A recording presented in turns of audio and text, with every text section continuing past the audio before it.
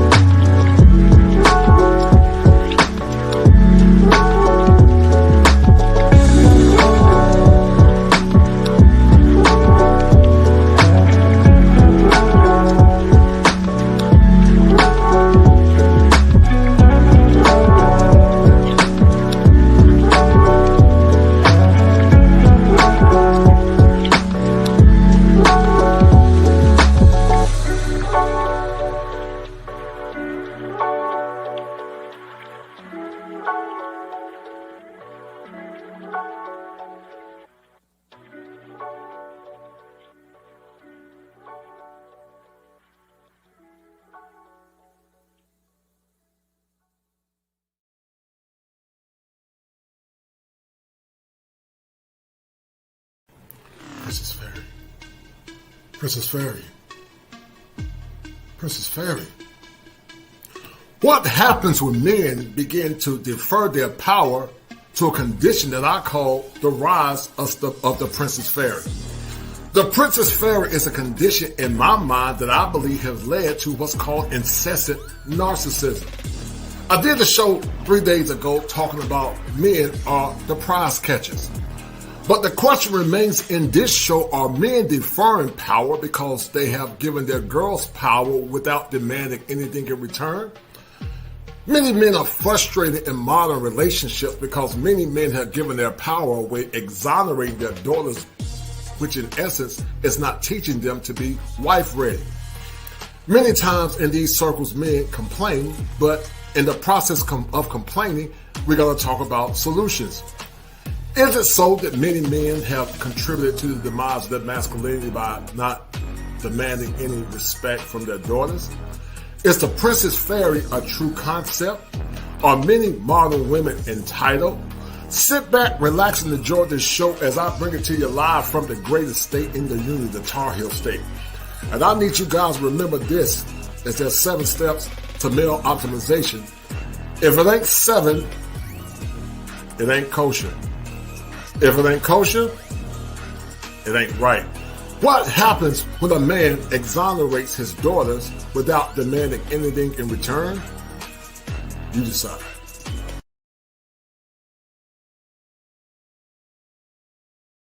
In a minute, but before we start this show, I want you guys to ask yourself the question, are you guys being complicit in your own demise as it relates to the rise of the Princess Fairy? Get your pens and paper ready. Let's have a conversation, relax, explore, change. Get ready.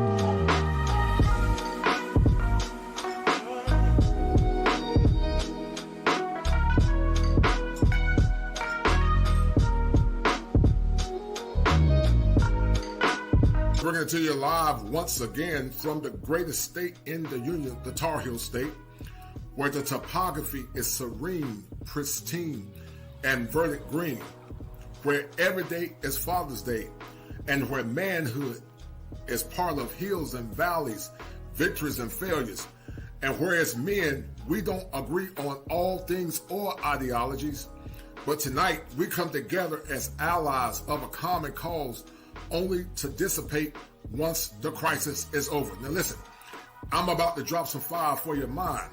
But before I drop that fire, let's explore why we are doing the Manhood Chronicles. All right. We're about to start this show.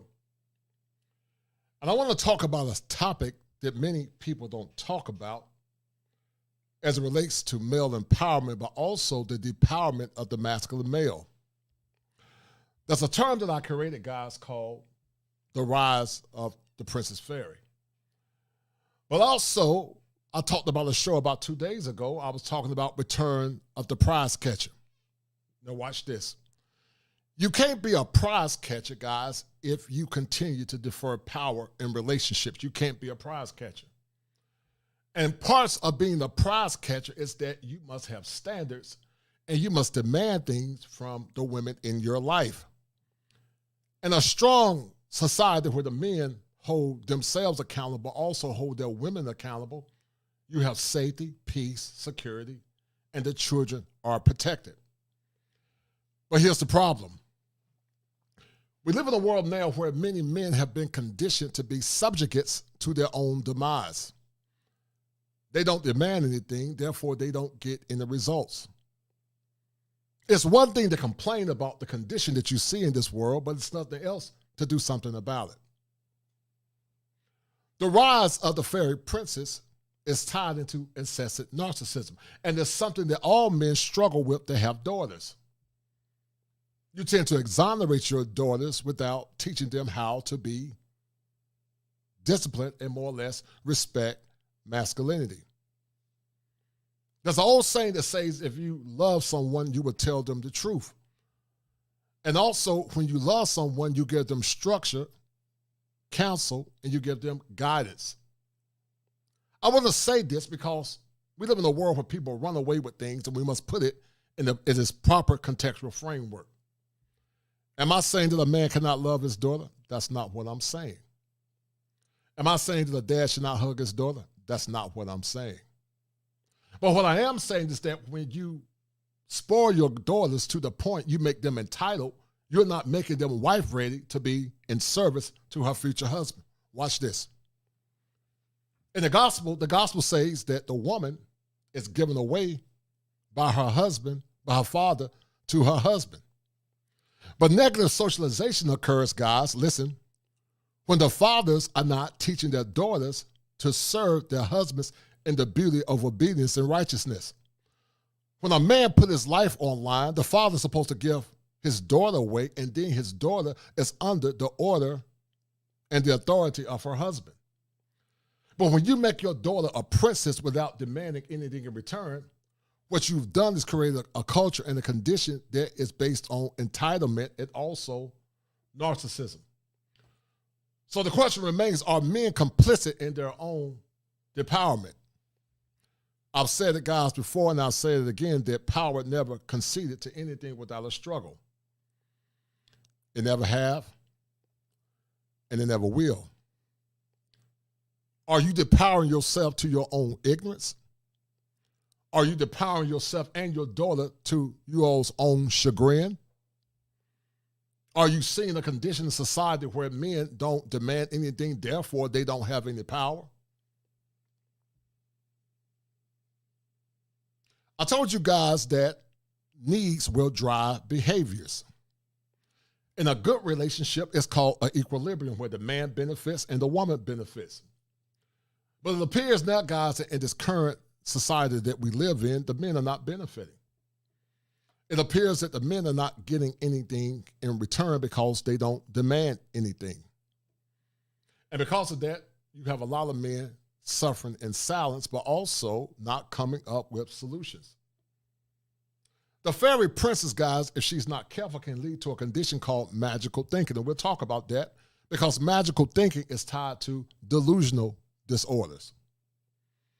And it appears that some of our women are delusional because they think that once they get a certain age, they can still get the men that they got in their past.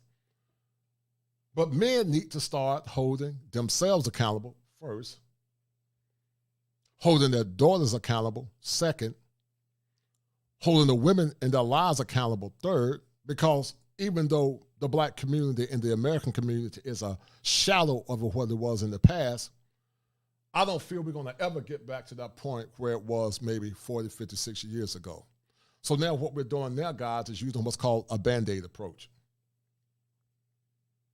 But I want to challenge some of the men that are listening on today. I want to challenge you guys because I want to ask you guys the question, are you complicit in your own demise as it relates to creating the fairy princess? Because see, magical thinking is a true byproduct of delusional personality disorders. Magical thinking means she can create a reality outside of herself, but in essence, there is no reality to it because in reality, there's a consequence. And what we do, we teach our daughters that they're special without demanding anything in return. We just give her the special title by default. She can wave that magic wand and make her dad do anything. And to the point, guys, we've been conditioned because we see it to allow women to do the same thing because we've been conditioned to be simps. I told you guys that there are two types of simps. One is the conscious simp and the unconscious simp. And many of you guys are unconscious simps, as simps is an urban term. But I use the word simp to tie into the psychological to talk about the unconscious pathology of being a simp. What you're doing, you're supplementing irrational male patterns. You have a pattern of behaviors that lead to what's called a narcissistic supply. So we're going to have a good discussion on the day. And the question remains are men complicit in their own depowerment? Have fathers with daughters created the fairy princess? As I said earlier, I'm not telling you not to love your daughters, because we're going to talk about the son husband at some point. I'm not telling you not to give her husband. I'm not saying that. But in order, there must be a king, a queen, a prince, and a princess. That's order. And if the king does not know how to control his emotion because he's a slave to the whims of his daughter, then he's not a king. Because kings have mental discipline, and kings have what's called mental dexterity. So we're going to have a conversation, because I want to challenge some of you men on tonight or today. Because there's a crisis in manhood that's caused a lot of men to be frustrated. There's a crisis in manhood that's causing a lot of men to be in pain. And I'm going to have a special guest on at some point. I'm going to bring him in. He created a book, and we're going to talk about his book. And we're going to have a very cogent discussion on today, because thinking errors, guys, is the epigenesis to a lot of issues that we have in heteronormative relationships. Watch this. One of the thinking errors that many men struggle with is something called the minimization of their masculinity, the minimization of their power. One of the thinking errors that a lot of our women have is the magnification of their importance. There was a time when I remember, guys, that when men demanded power, they demanded respect, and they demanded their women to do things that was more or less suitable for them. Now, to the 26 people that are listening, I need you guys to get the likes up. Get the likes up for me. Thank you. I love you guys. You guys are awesome. If you have not donated, please donate to Cash App $7 Smalls. Hit the super chat when you can as well. And you guys have done an awesome job. I'm proud of you guys. I really appreciate all the support, love that you guys have given me as we have this powerful and very poignant discussion. This is the season of giving. This is the Christmas holidays. But have men been given their power 365 days of the year, 12 months in a year, without getting anything in return? I did a show, guys, in the past called The Exodus. And The Exodus talked about taxation without representation and the mental breaking of the American male. But the question remains, are men saboteurs of their own ignorance? And I say yes, they are saboteurs of their own ignorance because they don't have any standards. Now watch this. The masculine is doing. It's in a man's nature, it's an innate nature to be a provider and a protector. It's in his nature to guide his daughter. Just like in a woman's nature, her nature is to nurture. And just like a woman can over-nurture her son to being a sucker, a man can over-exonerate his daughter into being called a fairy princess. Tyrese played in a movie called Baby Boy when the mom over-nurtured him. He was not ready for manhood because his development had been arrested. But watch this. It also happens with our women that we tend to over-exonerate our girls to the point that when they get in relationships, they're not ready to serve their men. In other cultures, the girls are conditioned to serve their fathers and their brothers. They're conditioned to, more or less, serve their communities. They're conditioned to calibrate their inner psychic drive, but also their inner psychic femininity, which is to nurture. But that psychic femininity never comes into fruition because we live in a society where the men are weak. The men are goofy. They drag their knuckles. They say happy wife, happy life. They don't demand anything in return. They walk around letting their women tell them what to do because they either cat whip or because they have a low self-esteem. But like I told you guys last Saturday in the show called Return of the Prize Catcher, you have more power than you realize. You don't even know how much power you have, man. Because a woman that's a one can't get a man that's a one unless that man deserves or that man decides to marry her. A woman that's a 10 can't get a man that's a 10 unless that man decides to put a ring on her finger. So you have more power than you realize. But you don't have the power because you continue to compromise your power at the expense of trying to appease her in the relationship. I got 40 people in the room. Get the likes up. I love you guys. If you have not donate to the Cash App because these shows are very time consuming. I got to go to the office at some point today. But once again, if you don't have anything to share, share the content. Share the content because I got some fire for your mind on today. It's time for men to start opening up their cognitions. It's time for men to start demanding respect in relationships. It's time for men to start looking at their unconscious pathologies. It's time for men to go back into their formative years to more or less determine what their mothers have taught them that's led them to their own ignorance or their own demise. Watch this, guys. You only live one life. The time clock of life waits for no man. It waits for no man. It don't wait for me. It don't wait for my special guest that's about to be on. It waits for no man.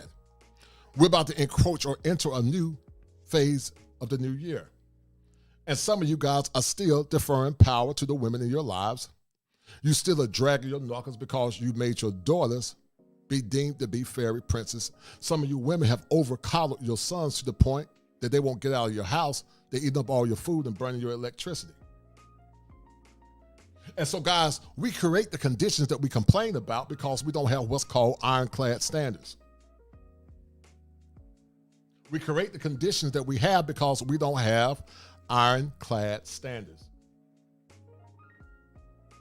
So I'm going to run a clip, guys, in a few minutes. I'm going to bring my special guest on. He wrote a book. He's one of my homies when I first started the Manhood Chronicles, which is more or less tied into the coach and clinician. My man, Ted Santos, we're going to talk about his book. And we're going to talk about the deleterious relationships that you see fostered here in America. And we're going to more or less come up with solutions to reinvigorate the psyche of the American male because there's a lot of placating going on. And there's not a lot of demanding going on. So once again, does exonerating your daughters without making her earn or serve her brothers or fathers cause her to be entitled? Because if you love your child, you're going to teach her to be the best woman that she can be and the best woman that's fit for the duty of being a wife because it's an honor in being a wife. Women of the old, they knew that. They knew it. So we're going to have a discussion, guys. And I'm going to play this clip because this is called Toddlers and Tiaras. You guys have seen it in the past. And we're going to talk about it. Hold tight. I'm going to add this clip to stream. And we're going to talk about it in a minute.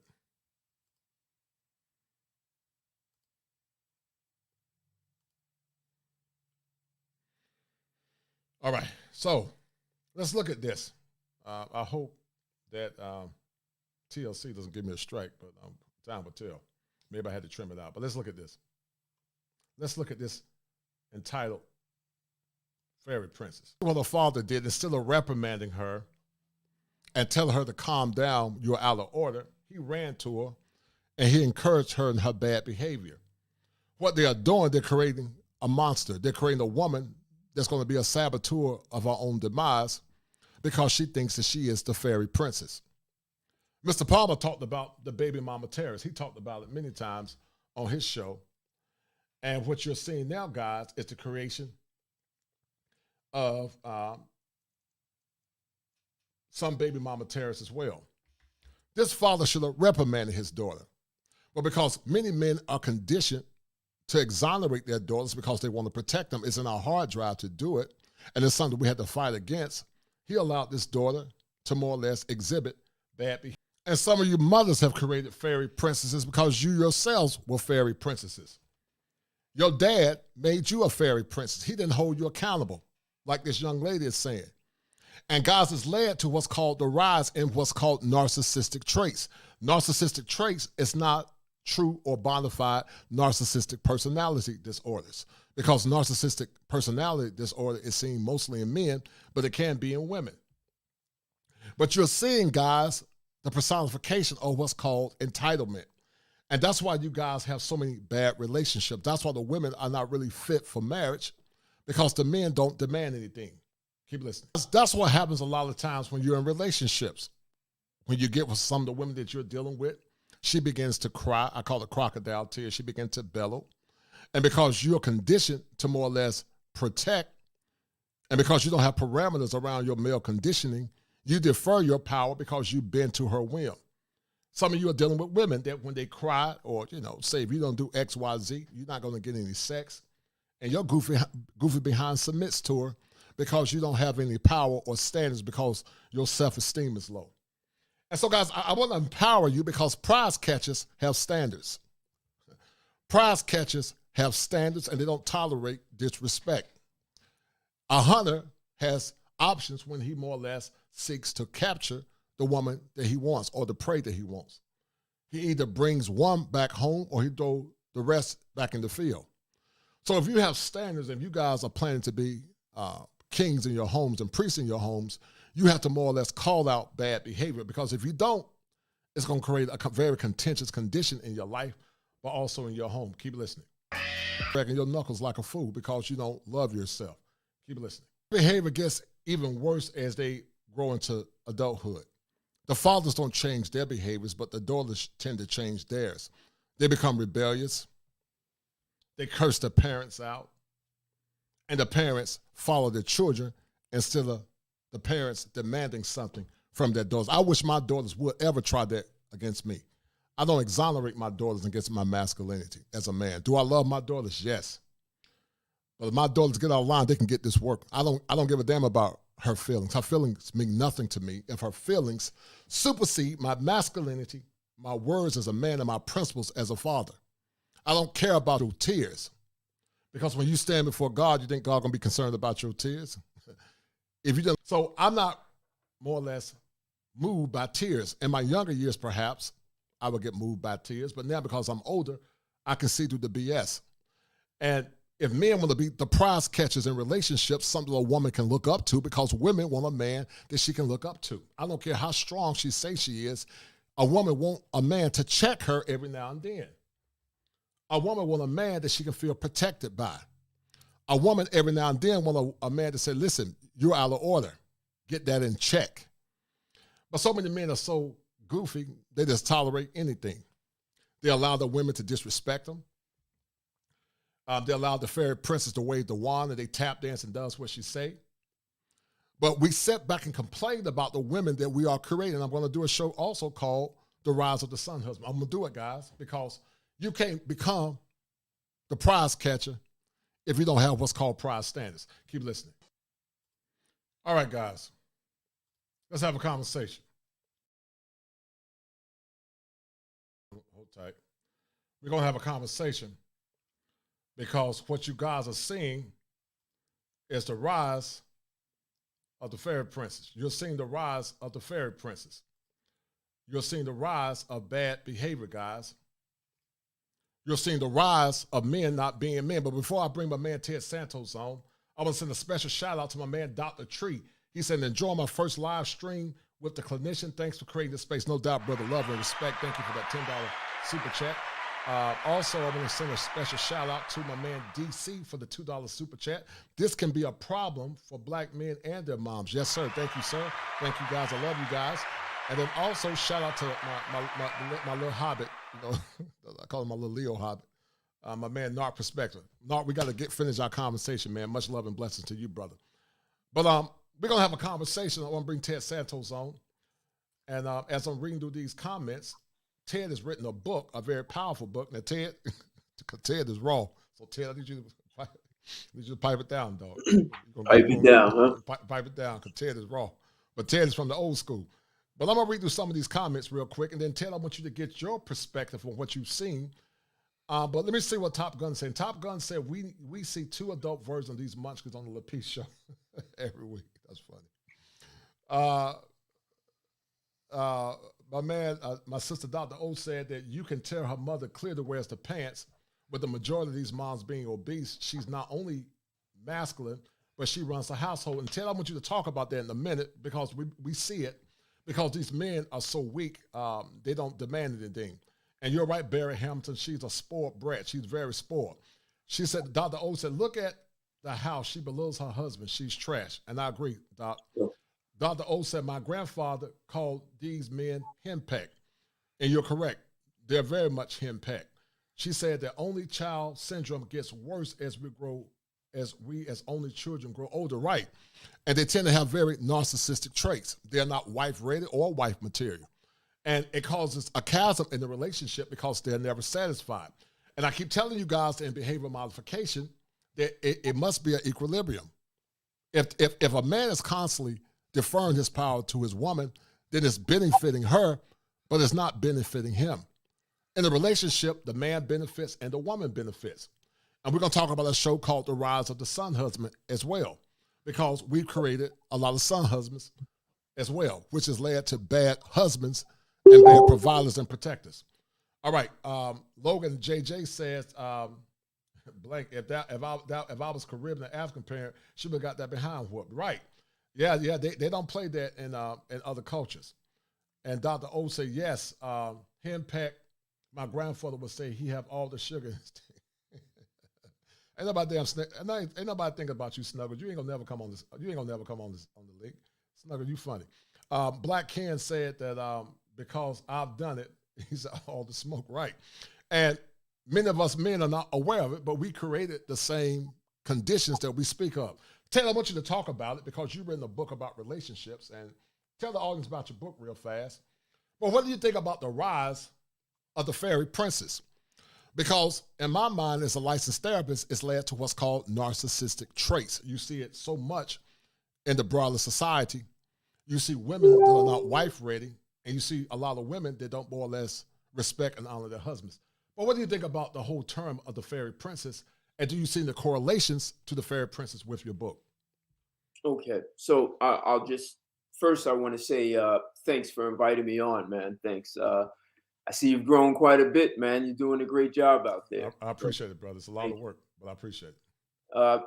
So one of the things you said about parents following children, and then you kind of step to men follow women. And I think there's where there's a huge problem. There are way too many men who are following women now.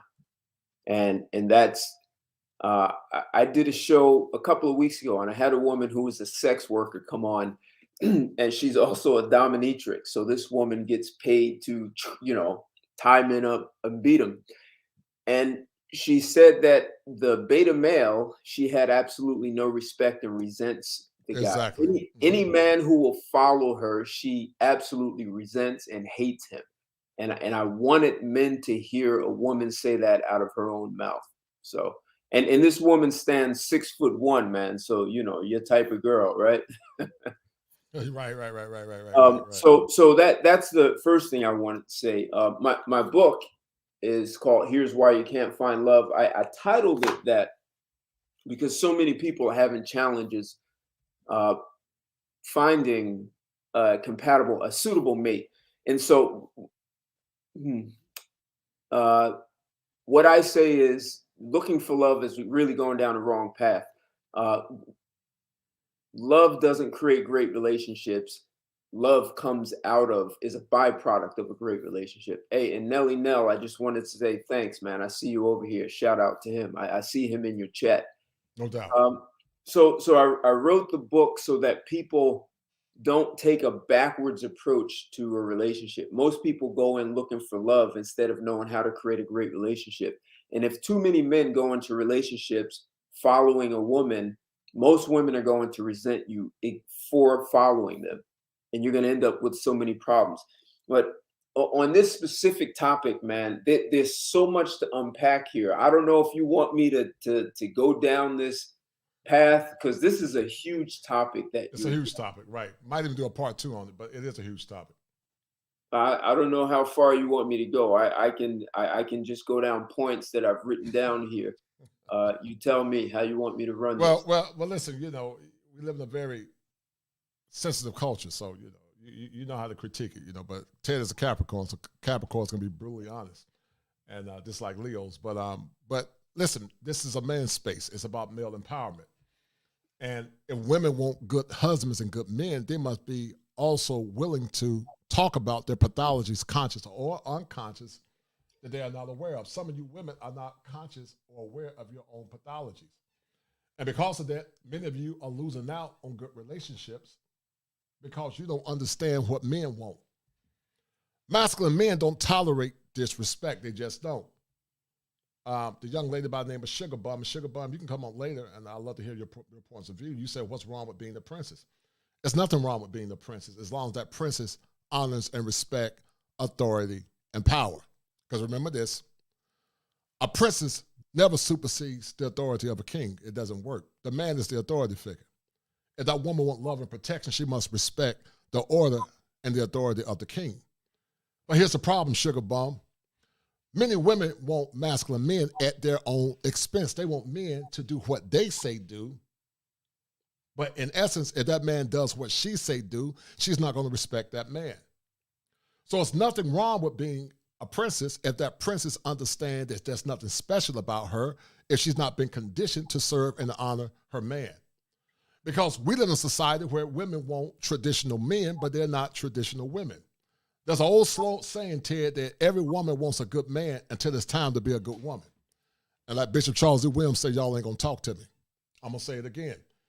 Every woman wants a good man until it's time to be a good woman.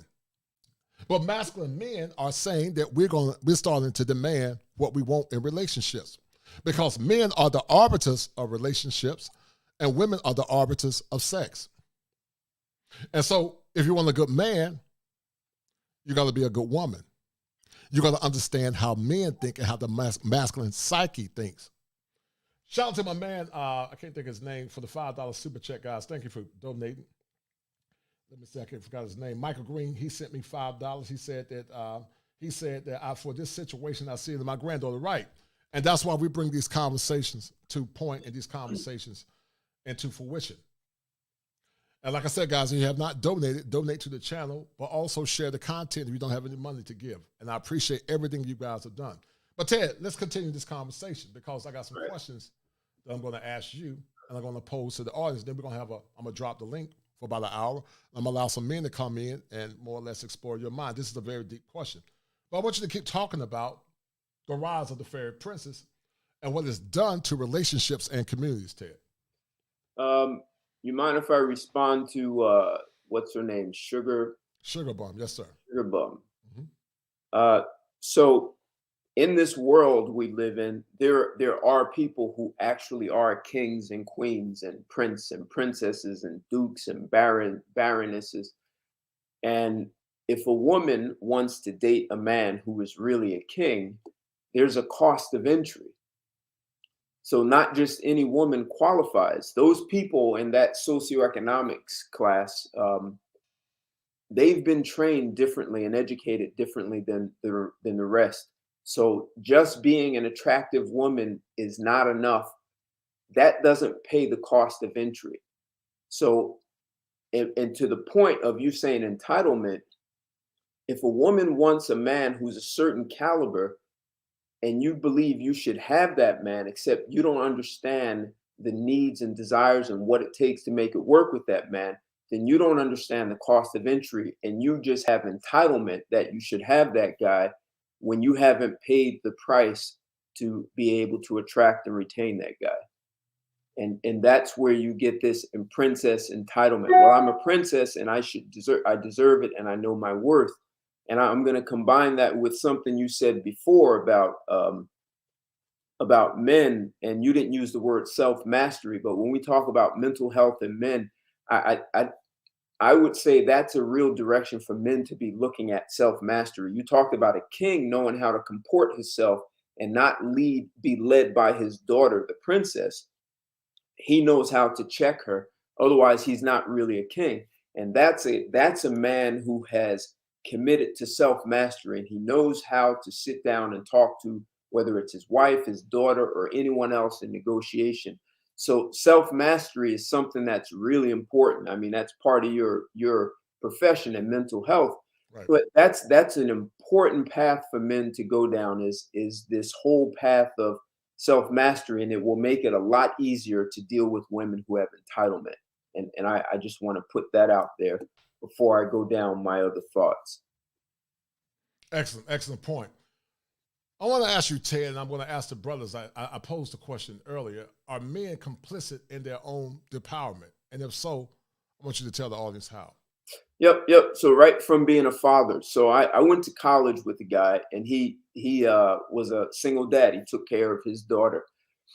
And he told me, because he had only one child, and he said, if I had a son, he said, man, I would be teaching my son responsibility, and I'd be punching him in his chest and saying, you have to do this right and do that and don't do this, and you need to be responsible. And most importantly, he would want his son to understand consequences, except he didn't have a son. He had a daughter. So I asked him, well, did you ever punch your daughter in the chest and teach her about consequences? He said, no, you can't do that to a girl.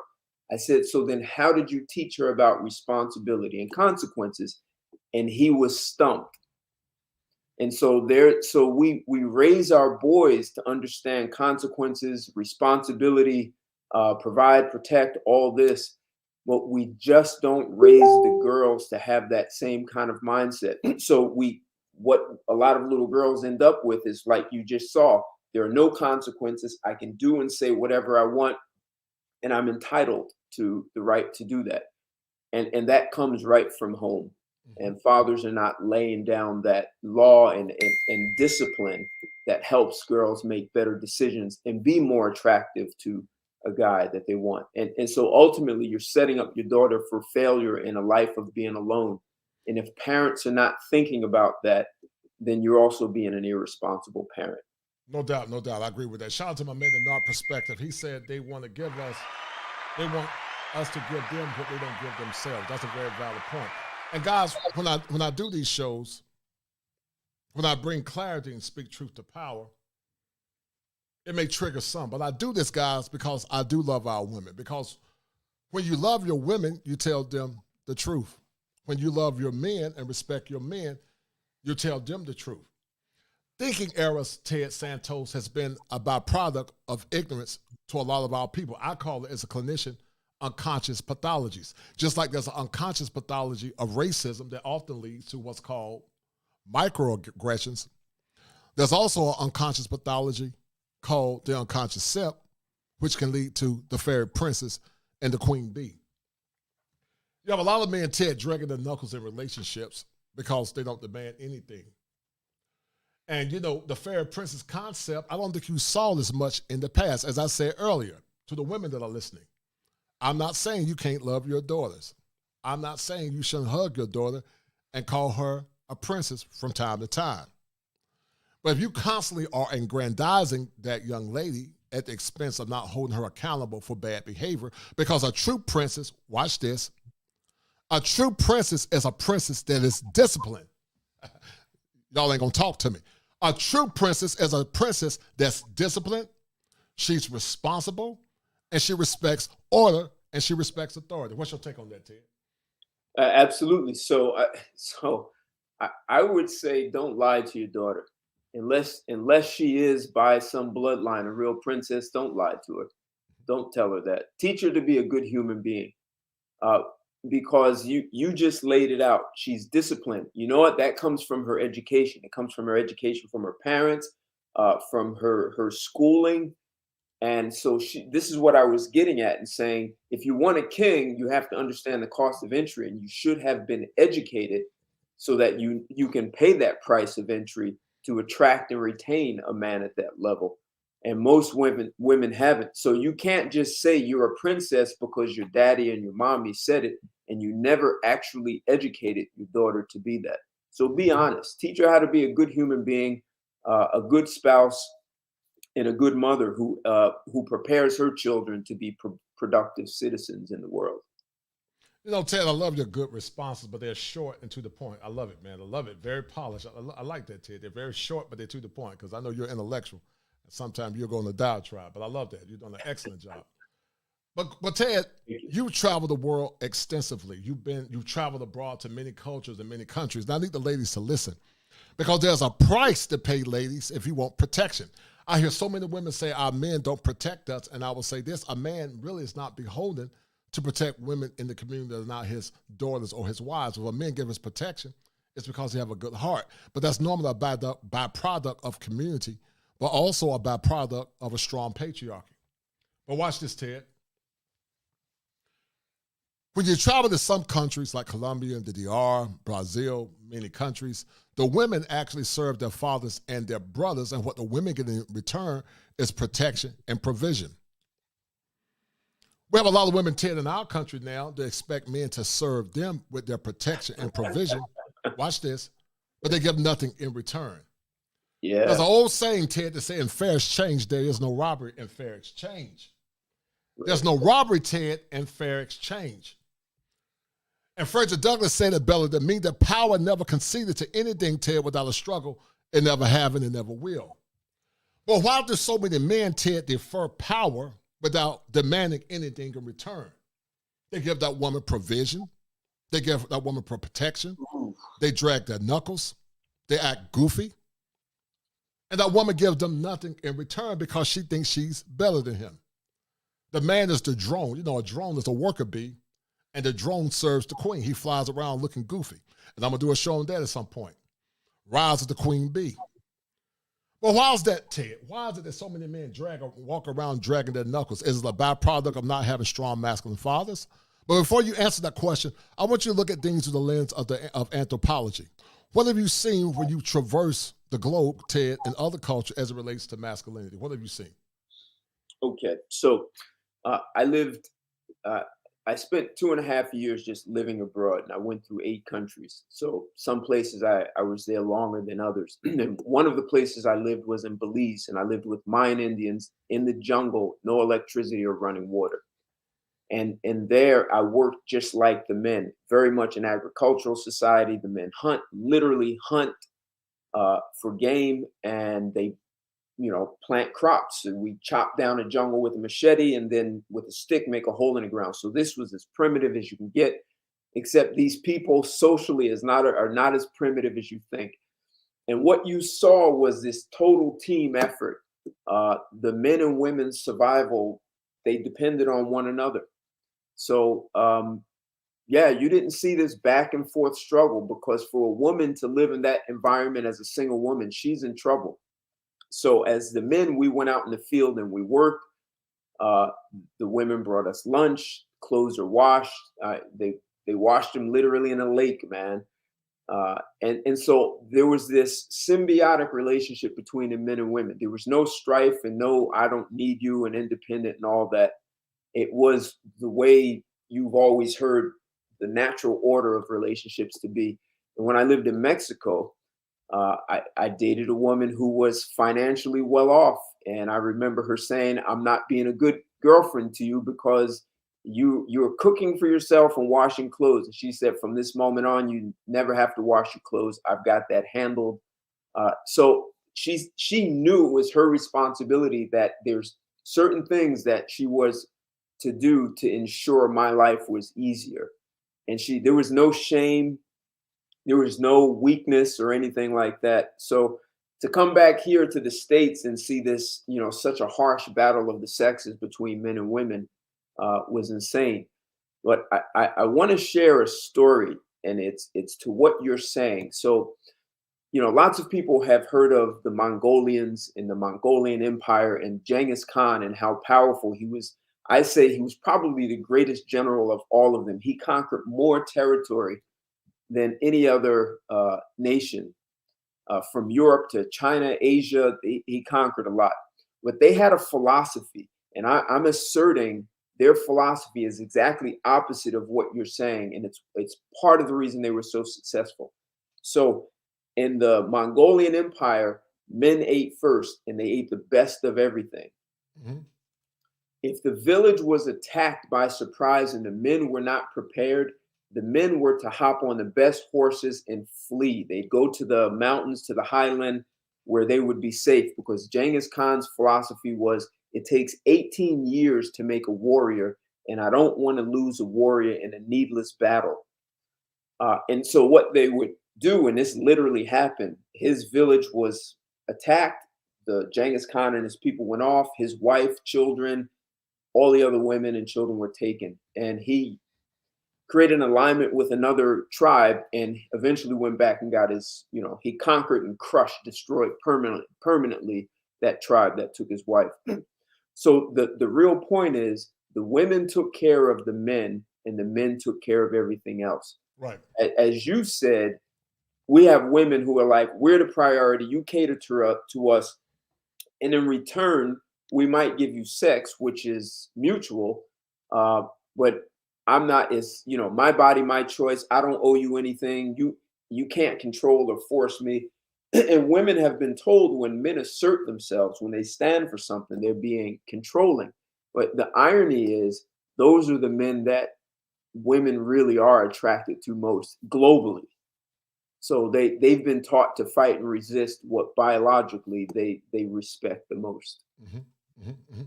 And that's a very good point. I want to add clarity to what Sugar Bum said, and I think her points, a lot of her points hold clarity. She said a lot of black fathers teach their daughters to be independent minded. And I think that men that teach their daughters to do that, a lot of the boomers did it, is really ignorance. Yep. Because you should never teach your daughter to be independent. You should teach your daughter to be interdependent. I would teach my daughters, I'm teaching my daughters to be soft and self-sufficient, Ted, until they can become interdependent with their man. Because it's my job to teach them to have a level of self-sufficiency and being soft so she can attract a good man, and then be interdependent. Because my job is to get the baton over. Because when I get the baton over, she's no longer under my authority as a man. She's going to be under the authority of her husband. But see, here's a caveat, Ted. When you use the word obedience, submit, and authority, it triggers many women. But what women don't understand, you say you want protection. Men are not going to give their protection for free. You can't have an egalitarian relationship but want total protection from your man. It doesn't work like that.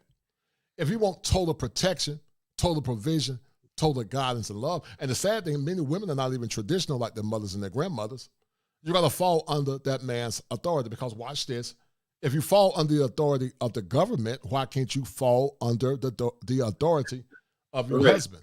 Exactly. And I never understood that. But you guys, some of you ladies, not all, shout out to the good sisters like Dr. O. Shout out to a lot of the good sisters that are listening. I believe Sugar Bum is a good sister. But a lot of you guys want good men, but you don't want to give anything in return. As I said in earlier, that in fair exchange, Ted, there's no robbery. Masculine men are not going to tolerate disrespect. They just don't. Masculine men come with standards and instructions. You got to come with instructions if you're going to get the kind of man that you want. A masculine man comes with instructions. If you're not willing to follow his instructions, then you can't be his wife. He's not going to broker his power as a man. He's not going to do it. He's not going to be fooled by your crocodile tears. He's not going to be fooled by your shaming language. He's not going to be fooled by it. He's going to look you straight in your eyes and say, either you follow my program or you can be left behind. And true indeed, Ted, many women love that. Absolutely. They love a man that will look her straight in the eyes and say, woman, that's enough. Women love it. It turns them on.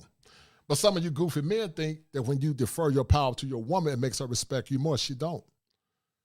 She doesn't respect you more. She actually don't respect you at all, because women are programmed to look up to their man. That's why women like tall men like me. I'm 6'5", 6'6", but 6'6" with shoes on. But Ted is a hobbit, but Ted is a masculine man. Ted is a hobbit. Ted, how tall are you, Ted? 5'6"? Yes, I am. But Ted is a masculine man, though. And I've dated women as tall as 6'2", so wow. It's nothing. Wow. Right. And so, men are beginning to demand standards. Ted, do you see an awakening of men beginning to demand more in relationships, or do you still think men are subjects of their own ignorance? Ooh, that's a tough one. So men are, I guess if you say waking up, right? They see something that they haven't. This is why I started out talking about self-mastery. They haven't worked out how to shed and unlearn the things that have been just imposed on them. And so there's another part to this, and it's what neither one of us has said it explicitly. So part of the problem is what we teach boys and girls. We teach girls that men are dumb. They only want one thing. They're simple creatures. And just this whole notion, they only want one thing. So that harms girls. What that does is they believe that men want one thing. They're not very smart. So all they have to do is bring to the relationship is what's between their legs. and that should be enough. And then when they meet a guy who's actually intelligent, there ends up being this power struggle because this guy, there's cognitive dissonance. He's intelligent and he wants more from me, and no one told me how to do that. A lot of people think that, well, women just automatically know. You know, I have to do this, man. Se eu falo contigo em outro idioma, vocês não podem entender-me. So I said, if I speak to you in another language, you can't understand me because no one gave you that language. If you only give women one way of dealing with a man, they're not smart, they want one thing, that's just all they know. Just like for you, those of you who didn't understand Portuguese, you didn't know what I said because you only understand English. Or I say, "Очень приятно познакомиться," that's Russian. You were not given those languages. So this is this raising from little girls, and then the worst part is boys buy into what it means to be a man is I only want one thing. I'm not very smart, and they just accept this as reality and their fate. So when you ask, are they waking up? A lot of men have a hard time getting out of that box of believing that I'm simple. I want one thing. That's what manhood is. And for me to show my manhood, it's, you know, how many women can I get? And I don't want to lose access to that woman's body. So I'm sort of going to acquiesce and go along with it so she doesn't withhold sex from me. Mm-hmm. So it becomes a trap that men haven't figured out how to get out. What you literally have to unlearn. It's like ripping the Band-Aid off. And suck. I hate to say suck it up, but it's really more than that. It's really self-mastery, so that instead of the things that were given to you being the only thing you have, it's kind of like learning a new language, a new way of thinking, a new way of being, and that is the next level and journey. If men want to see this turn around, because I'm talking longer now. Yeah. Women really are traditional. There aren't probably any, if there are any modern women, I've never met them. They talk about wanting to be modern, but a modern woman would never ask for a man to pay for a date. She wouldn't be looking for protection. Modern women would be building their own civilization and competing in the global market, or at least building female-only Fortune 500 companies, and they are not doing that. They are doing everything that a traditional woman, but they haven't been taught. It's like a foreign language to them. In fact, they've been told that that way of being in the world is weak. And so we end up in constant conflict between men and women. And I'll stop there. Right. I appreciate it, Ted. You know, Ted the Pendergrass said the whole world is laughing at Mink's silly fool. And that happens a lot of time in relationships. But before we continue on, I'd like to send a special thanks to Top Gun for the $5 super chat. And he said, fire for your mind. It's amazing how many of these princes are out here single thinking they can change the game. Narcissistic, no doubt. I appreciate, and you're right, brother. MC Recovery Wellness and Relapse Show, he say a princess has to see the mother as a queen with a husband, right? And the family subject that served the family order like family reunions can't come from single mothers. I respect that, no doubt. Shout out to my man, MC Wellens Recovery. Yeah, he just gave me that. So thank you, brother. You're correct. I agree with that. And there are a lot of good comments. I can't read them all, guys. I got to get another moderator. I got to get more than one moderator because I can't be doing these shows and trying to moderate at the same time. So at some point, I got to get a moderator. But at some point, we're going to bring some guys up. I want to bring some of the ladies up, too, because it's a condition called the fairy princess. And Ted, I said earlier in the show that magical thinking is a byproduct of something called a delusion disorder. Delusional personality disorder, Ted, is tied to magical thinking because just like the fairy princess can think she can wave the wand and get what she wants when she wants it, many women grow up to become queens with magical thinking, and they think they can do anything to change the outcomes as it relates to relationships. They think just because they can get any man that they want, that's magical thinking, because they think that they can control the outcomes just by thinking about it. That's magical thinking. Do you think magical thinking, Ted, is an epidemic or a pandemic in our communities and also in society? Because this is not a race issue. This is an American issue. And you see it in so many women. we talk about our women, but white women are just as bad, in my opinion, or probably worse with narcissism. But it's just a different form. What's your take on that, brother? Yes, and it, to sort of combine this with the last question and will men wake up? The reason why I say men haven't totally waken up is because they're taking that same mindset and taking it into Brazil, Colombia, Dominican Republic, Africa, and they're creating the same entitled princesses there. So women may have this belief, magical thinking they can make it happen, but for some reason men buy into it with the hope of getting a reward, a carrot on a stick. And so it's been working. Otherwise, women would stop doing it. And perhaps the problem itself, yes, we could say fathers raise their daughters to be princesses. But the other problem that happened is men bought into it and perpetuated it. So men, to get favor of a woman, if we go back decades ago, this whole idea of courting and dating was the young man and young woman being on the girl's doorstep, and the father was in the room. So it was no hanky-panky happening anywhere. And it may have been 2 or 3 guys who were courting her, but they were all looking for compatibility. They were having conversations. So somewhere that escalated to walk in a park, I'll take you for ice cream. And a guy says, well, he took you for ice cream, I'll take you to the movies. And the next guy says, well, I'll take you for dinner and a movie and ice cream. And the next guy says, well, I'll take you to the Bahamas. So men kept one-upping with women. And so women are seeing that I don't have to do anything, and men are going to do all this. And that eventually became part of a culture of entitlement. Like, I deserve this.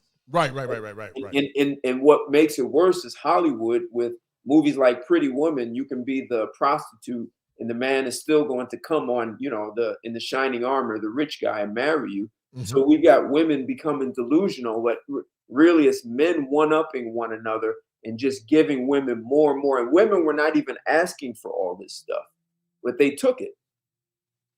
And you said something that's powerful, but I want to add to what Sugar Bum said. And I respect Sugar Bum's honesty. She said that, Barry, I agree, being raised to be independent, I had other dreams rather than being a mother and a wife. And that's fine. I respect that. But watch this. But don't complain when the community of men don't protect you. Don't complain when somebody breaking your house and they try to take your goods or take your body. Don't complain about it. Because it's not wrong with being raised to be independent. It's not wrong with being raised to not be a mother and a kid. Those are modern women. And I respect modern women because they're true to the game.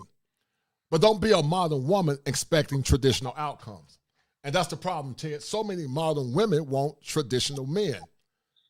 They want men to still be traditional while they remain modern. So I respect what Sugar Bum is saying. I respect her 100%.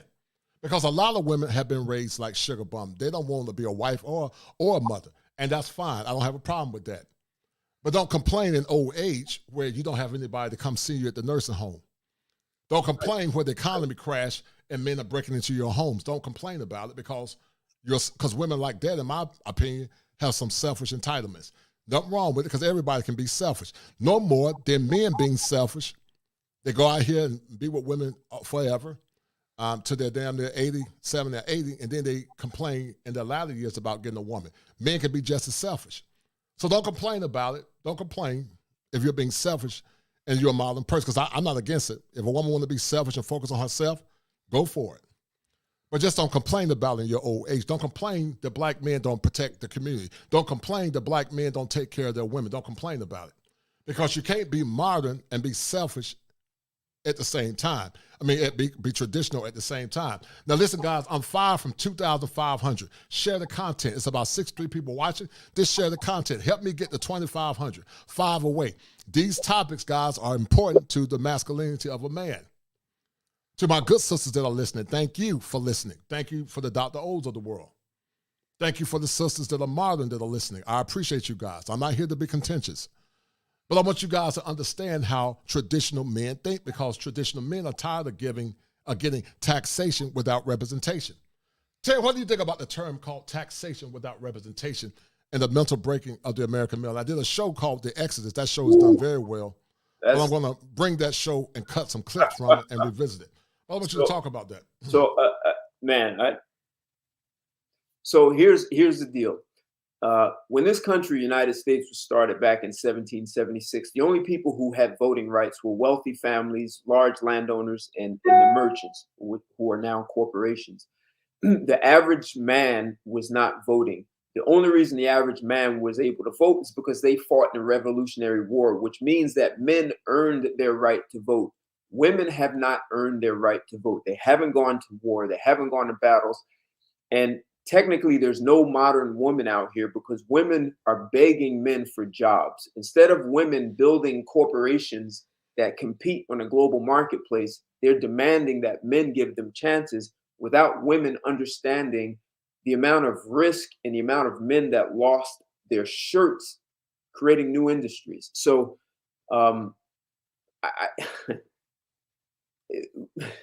women haven't, they do not have the representation. They haven't paid their taxes. They haven't paid their way to get all the things that they claim they want. And men have. We've done it through war. We've done it through investments. We've done it in working in dangerous industries. And so women come in after the fact when everything is clean and the bows are tied and all the T's are crossed and the I's are dotted. They want to come in without doing what men did, which was to risk everything, lose things, including life. And they want to now come in at the same level and run and be CEOs and all that. But they don't want to be the trash collector. They don't want to work on the oil rigs. So women haven't paid their tax to have the kind of representation that they're asking for at all. Right, that's an excellent point. And shout out to my dear sister, Gail. Gail came to the rescue. She's moderating. I appreciate it, sis. Normally Tim and Gail hold it down for me. But Cool Jen, at some point I'm going to bring you on, brother, get you to moderate at some point too. But I really appreciate what you guys are doing because these shows are very time consuming. It takes a lot of work. Anybody, the content creators, know that these shows are time consuming. Even more so for me being a licensed clinical therapist from the greatest state in the union, which is the Tar Heel state, by the way. But I thought Jersey was the greatest. Oh, no, dog. Oh, no, man, don't get it twisted. New York is trying to compete with me over here. You see that blue in the corner, dog. Don't get that, man. That's the greatest uniform in the country, man. The Tar Heels of North Carolina. I'm a Tar Heel, by the way. I went to UNC Chapel Hill. But I want to continue to have this discussion because many men are frustrated in relationships. They're tired of the behaviors that they're getting in many modern women. And I hear so many times from guys, they're concerned. And they want good women, but they're not getting the outcome. Shout out to my dear sister Gail again. And guys, if you need non-diagnostic consultations, come see me at thecoachingclinician@gmail.com. But Ted, I did a show called Return of the Prize Catcher. And before I continue to pontificate on that show, Ted, men, you got to keep yourselves looking good. I'm going to run this commercial real quick. And looking good is part of having a strong masculine image. So hold tight real quick. I'm on this commercial by Grind Hard, Sleep Less. Guys, if you want to order any gear, this fleece I got on is from Grind Hard, Sleep Less. It was about $185, but it's custom made. It's embroidered. And you'll love the work that my homie's done. So hold tight, guys. If you want some contacts for Grind Hard, Sleep Less, inbox me at coachtheclinician@gmail.com. Hold tight.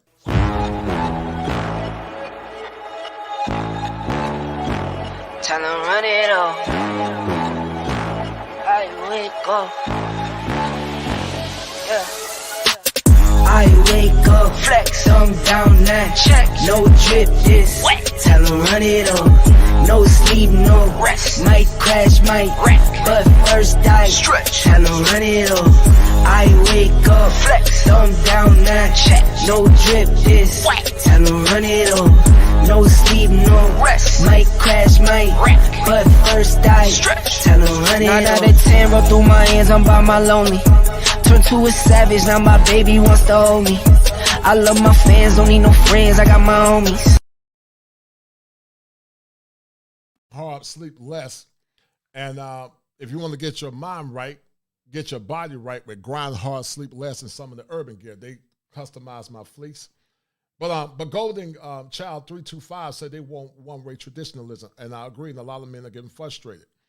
They're getting frustrated. They want one-way traditionalism. Having had bad examples pushed out aggressively, such as the city girls and oversized Lizzo, doesn't help.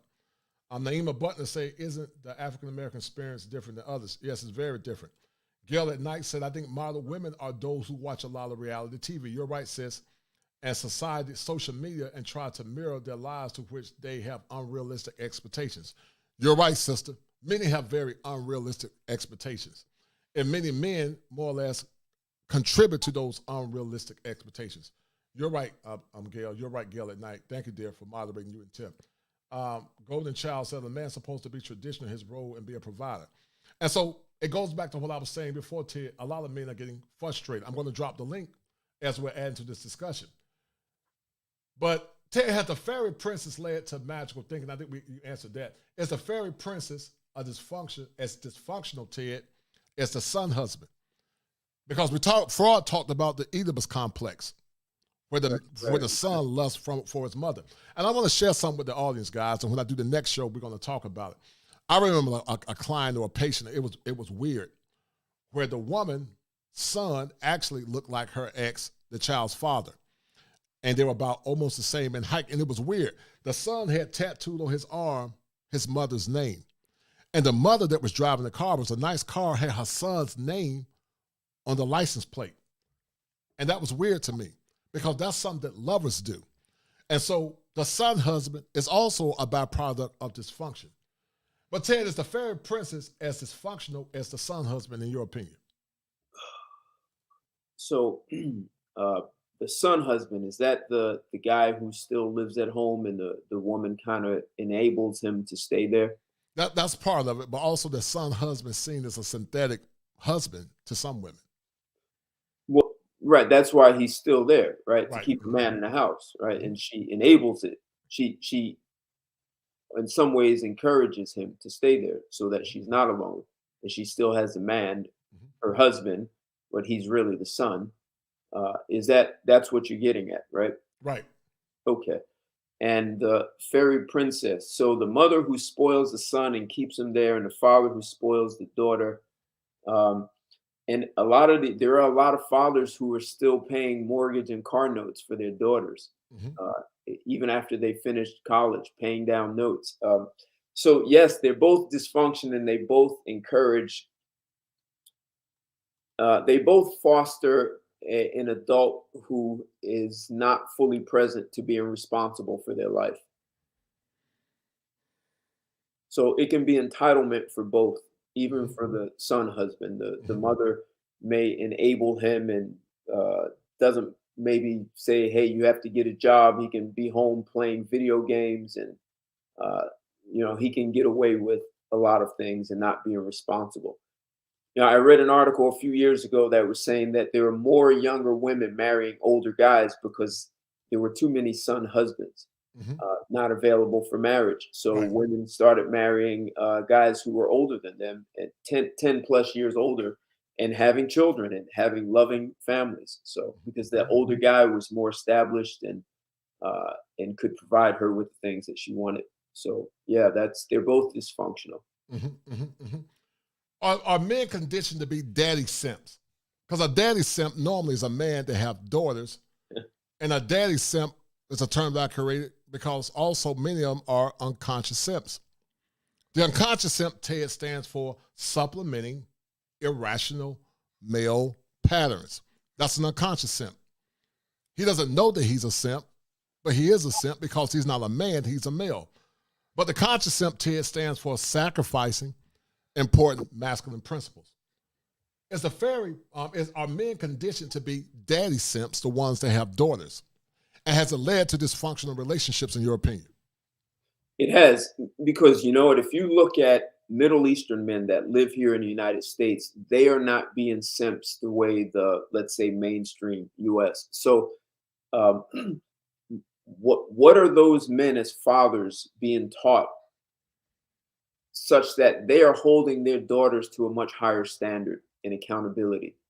And even though they live right here in the US, and their daughters may be influenced by social media and the movies and all that stuff, but the father's still holding a certain level of accountability to his wife and his daughter.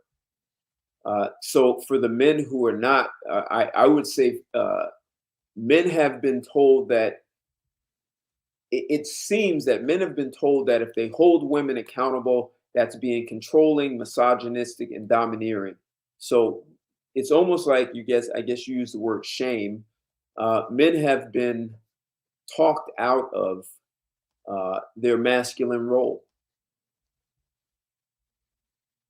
Right. I totally agree. They have been taught out of their masculine role. And I think what it's done, Ted, is caused a lot of them to be emasculating. Are daddy girls fairy princesses, and do they make good wives? And I'm going to drop the link and have some brothers come on to add to this conversation. Also to some of the women too, Ted, but you give them some very good points. I want to ask the questions, are daddy's girls fairy princesses, and do they make good wives in your opinion? Well, that's interesting because this daddy's girl has been around for a very long time. And so the positive side of being a daddy's girl is that there's an admiration that she's learned to have for men, her father being her first love. So that could be very beneficial, right? So she's accustomed to having the comfort and affection of a man, outside. She's done it with her father and now with some other man. So she didn't grow up in a household where she hates men and has no idea how to engage a man. So that becomes very beneficial. It becomes a problem when the father never has any accountability. And there are times as a father where your father says no, and this is not, I'm making a decision that's in the best interest of the family. And if a little girl never hears her father become firm, then she will be sort of petrified when she meets a man who is like that. So right. I agree with that. Right. I totally agree. Right.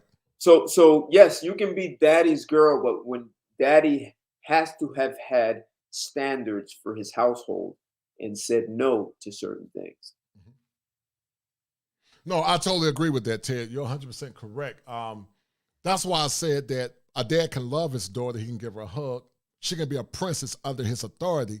But what a righteous father is actually doing, he's teaching his daughter to be the wife of a traditional man. Right. If a woman don't want to be married and she doesn't value marriage or children, I'm not talking to modern women. This show is really for the women that want to be traditional. Because Jesus said you can't take new wine and put it into old wineskins. If your desire is not to be a wife or a traditional woman, this conversation is not talking about you. You keep being modern and doing you and focusing on yourself. I'm not against that. Just don't complain about the consequences when you get old. Just don't complain about it. Don't complain when they beat you up in the old folks' home. Don't complain when your hip get broke. Just don't complain about it. Because time is coming. But don't complain about it. Just focus on you. Because one or two things going to happen. Either you're going to have a dog, a cat, and you're going to be by yourself. And when you do die, you're going to be by yourself, and that cat and dog going to eat you once you're dead. So don't complain about it. Well, one of the things that's happening, one of the patterns out of this is women who have, let's say you're the woman who, I'm independent, I have my career, I don't need a man. And you have a sister who is traditional, married, and had children. Well, that independent woman is now begging her nieces to come see me in a hospital. Right. I broke my hip.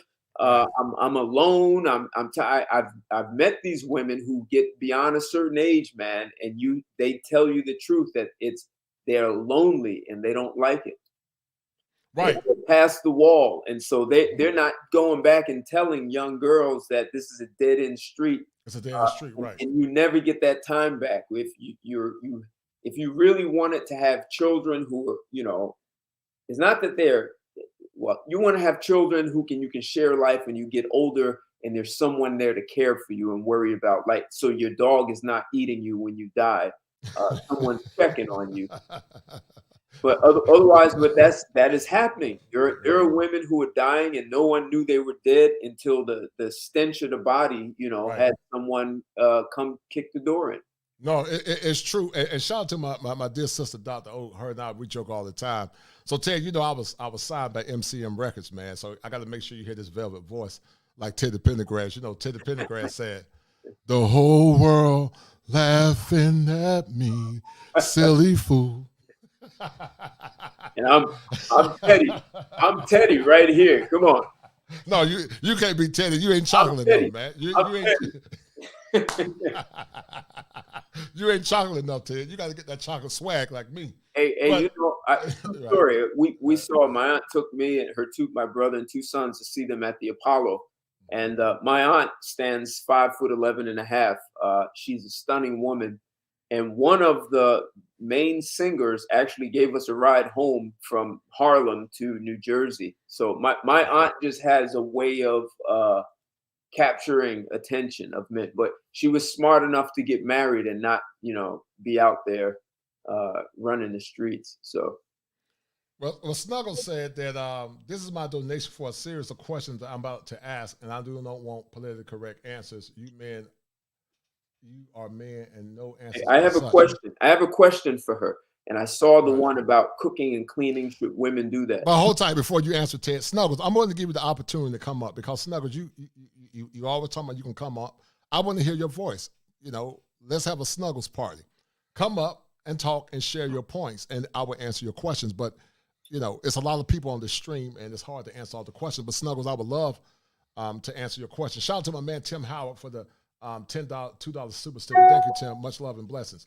But Snuggles, if you want to come up when I drop the link, I would definitely answer your questions, dear. I would definitely answer it in all judiciousness. But go ahead, Ted. Go ahead, brother. My question to Snuggles is, tell me how you as a woman or any woman can be an asset to a man. Now, an asset brings money to the table. Liabilities take money off the table.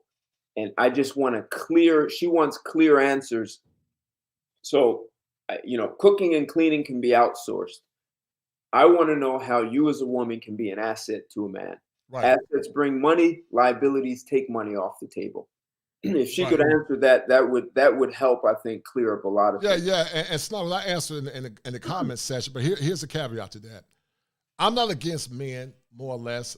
You said, should women cook and clean? If she's a traditional woman that wants a traditional man, yes.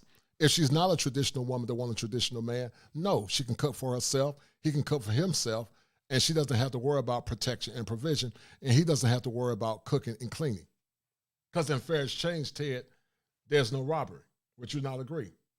Because it appears that some want traditionalism, but they're not willing to be traditional.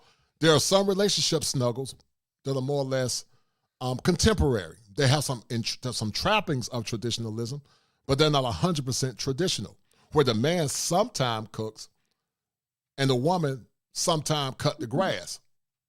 But the problem I have, Ted, is that women want men to open the car for them. They want them to change the oil. They want them to do all the maintenance. But cooking and cleaning for them makes them a slave. Well, guess what? Being a provider and the protector makes him a slave too. Exactly. And that's why so many men, guys, are saying that they don't want to deal with modern women. They're dealing with, men want traditional women. And so if you're a modern woman wanting traditional results, then you're not going to get with most masculine men, because most masculine men are not going to defer their power unless they are conscious simps. Because a conscious simp know what he's doing, but if he's mesmerized by that woman, he might defer power to some degree, but he will never do it 100%. So to answer your question, masculine men are not going to defer their power because it does not benefit them. It doesn't benefit them at all. Shout out to my man, to the Ingram Experience, for the $10 super sticker. Thank you, brother. Much love and blessing to the Ingram Experience. I appreciate it, brother. But Ted, I want you to talk about your book once again. And how do you talked about it partially, but what do you think has led to the faltering or the breakdown of modern relationships, in your opinion? And maybe you answered the question. I'm trying to do so many things at one point, but yeah. So women believe that having a job was the answer, and it was going to give them freedom. And the funny thing is, when you look at women, their level of happiness back in 1970 compared to now, their level of happiness was a lot higher back in the 70s. So women have built a trap for themselves, and a lot of them don't want it. Right. They don't want to put in those 12, 14 hours. And see, they said they could do anything a man can do, but even still, when you look at the Department of Labor statistics, women are not as productive as men. They don't put in the same amount of hours. They take 60% more sick leave. especially when they have children. They want maternity leave. These are all things that are irrelevant to men, and corporations do not have the obligations to grant special privileges. They need productive people. Otherwise, they're going to have to raise their prices to subsidize less productive employees. So women have claimed they wanted all this, but they haven't.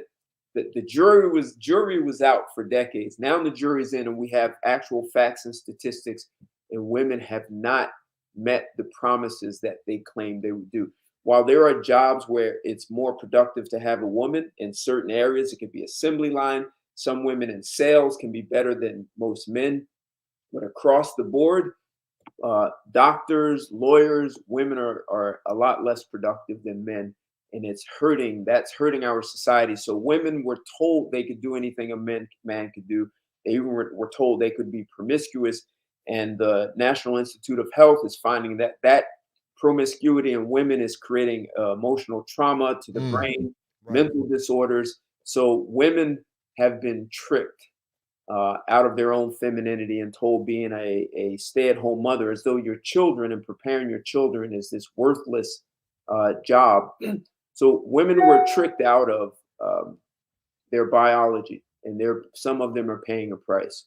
And Ted, you made some very valid points. Erickson talked about the various stages of psychosocial development. The last stage, Ted, is called ego integrity versus despair. And that more or less parrots to what you're talking about, Ted. Basically, what ego integrity means is similar to the great Apostle Paul. He said, I've kept the faith, and now what is laid for me as a crown of life. He realized that he had finished his mission on earth, and that now he was ready to see God. But watch this. Many of you that are focused on your degrees and your careers, I have no problem with that. Do you? Like the young girl say, do you, boo? I don't have a problem with it.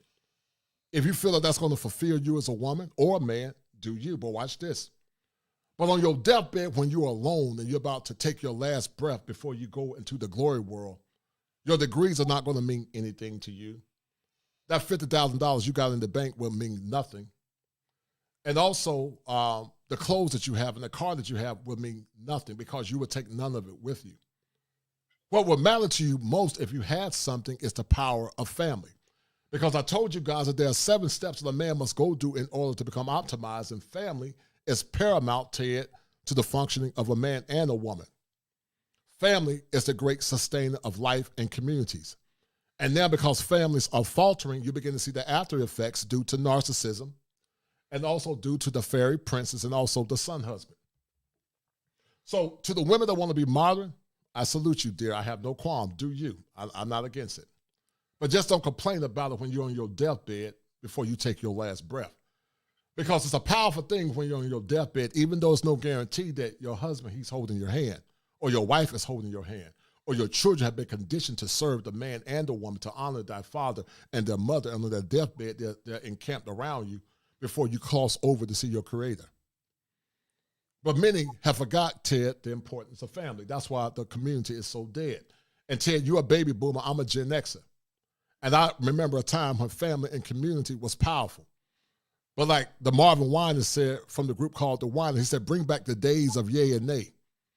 And we don't have, Ted, the days of yay and nay. We have now what's called social chaos, which is a byproduct, Ted, of social dysfunction. So we're going to drop the link in a few, Ted, and you're doing a great job, Ted. I'm going to give you an honor, Oscar, Ted. You holding it down today, Ted. And shout out to the Intentional Millionaire, and Ted, his sentiment is similar to many men. I'm not going to pay all the bills, busting my ass, then washing dishes and cleaning up. Screw that. I can do that by myself, and I agree. And shout out to my man, Uncle Stu, old man on the block. Thank you, Uncle Stu, for the $10 super sticker. Look forward to the conversation tomorrow, Uncle Stu.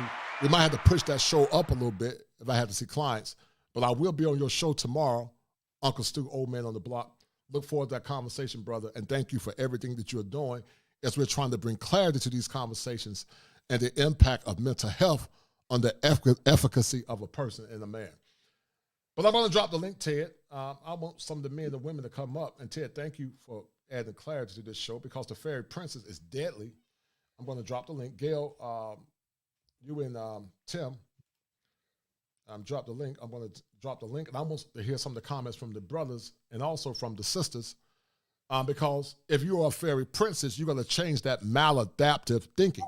Because Ted, I believe that the fairy princess is a maladaptive form of thinking, which in essence calls the magnification of the woman at the expense of the man. Right. Right. Can a man that have girls be an unconscious simp, Ted, in your opinion? Can a man that have girls be Can a man what? Can a man that have girls be an unconscious simp? A father, you're saying? A father to his daughters? Yes, and probably most men are right. a simp, especially here in the U.S. And yes, if he didn't create boundaries and standards and guidelines, he's setting her up for failure. Mm-hmm. So, and part of the reason I can say that is you watch I laid it out. The behavior that created women to be entitled, it's both fathers and it's guys who are dating women. So, and they pass that on to their sons to be simps. And now when men who've become frustrated with women in the US, they go abroad and they take the same behavior and they one up the men in that country, in DR, in Colombia, Brazil, and they literally are creating the same entitled women in those countries that they created here, and it's actually already showing up. They're already starting to see it. So, you can abandon Brazil and Colombia because the women are entitled. So where do you go? To South Africa or Congo, a more depressed country, or economically depressed. Until men start to develop that mastery where they can take back their masculinity and put boundaries and make demands on women, like you were saying in the beginning, they're going to end up being either conscious or unconscious simps. And women really are looking for, our brains work differently. And I know some women have a problem with that. What women are significantly more likely to suffer from depression, anxiety, sleeping disorders, eating disorders. And it's because women worry about things that men just don't worry about. Men's brains are more stable. They've done this through neuroimaging. And so one of the things that women need from men is that kind of mental stability. So if a man is being a simp, he's not being much of an asset to a woman to his daughter or any other woman. If he's letting a woman just walk all over him. Mm-hmm. It makes the world more problematic. Right. I want some of the men and the women to come on. I see GS. Hold tight, GS. I'm going to bring you on the stream. Give me a minute, brother. Hold tight. I think you're a brother. I don't know what you are. GS, G Money. I think it's a woman, a man. But Ted, why is the fairy princess dangerous? Because it conditions her to deserve power without earning it. Why is the fairy princess dangerous, Ted, in your opinion? Well, one is, yes, she actually believes she has power when she doesn't. When men acquiesce to women, it gives her a false sense of security about having power when she doesn't. A lot of people think that money gives you power, but there are lots of guys out there with money who are being walked all over by women.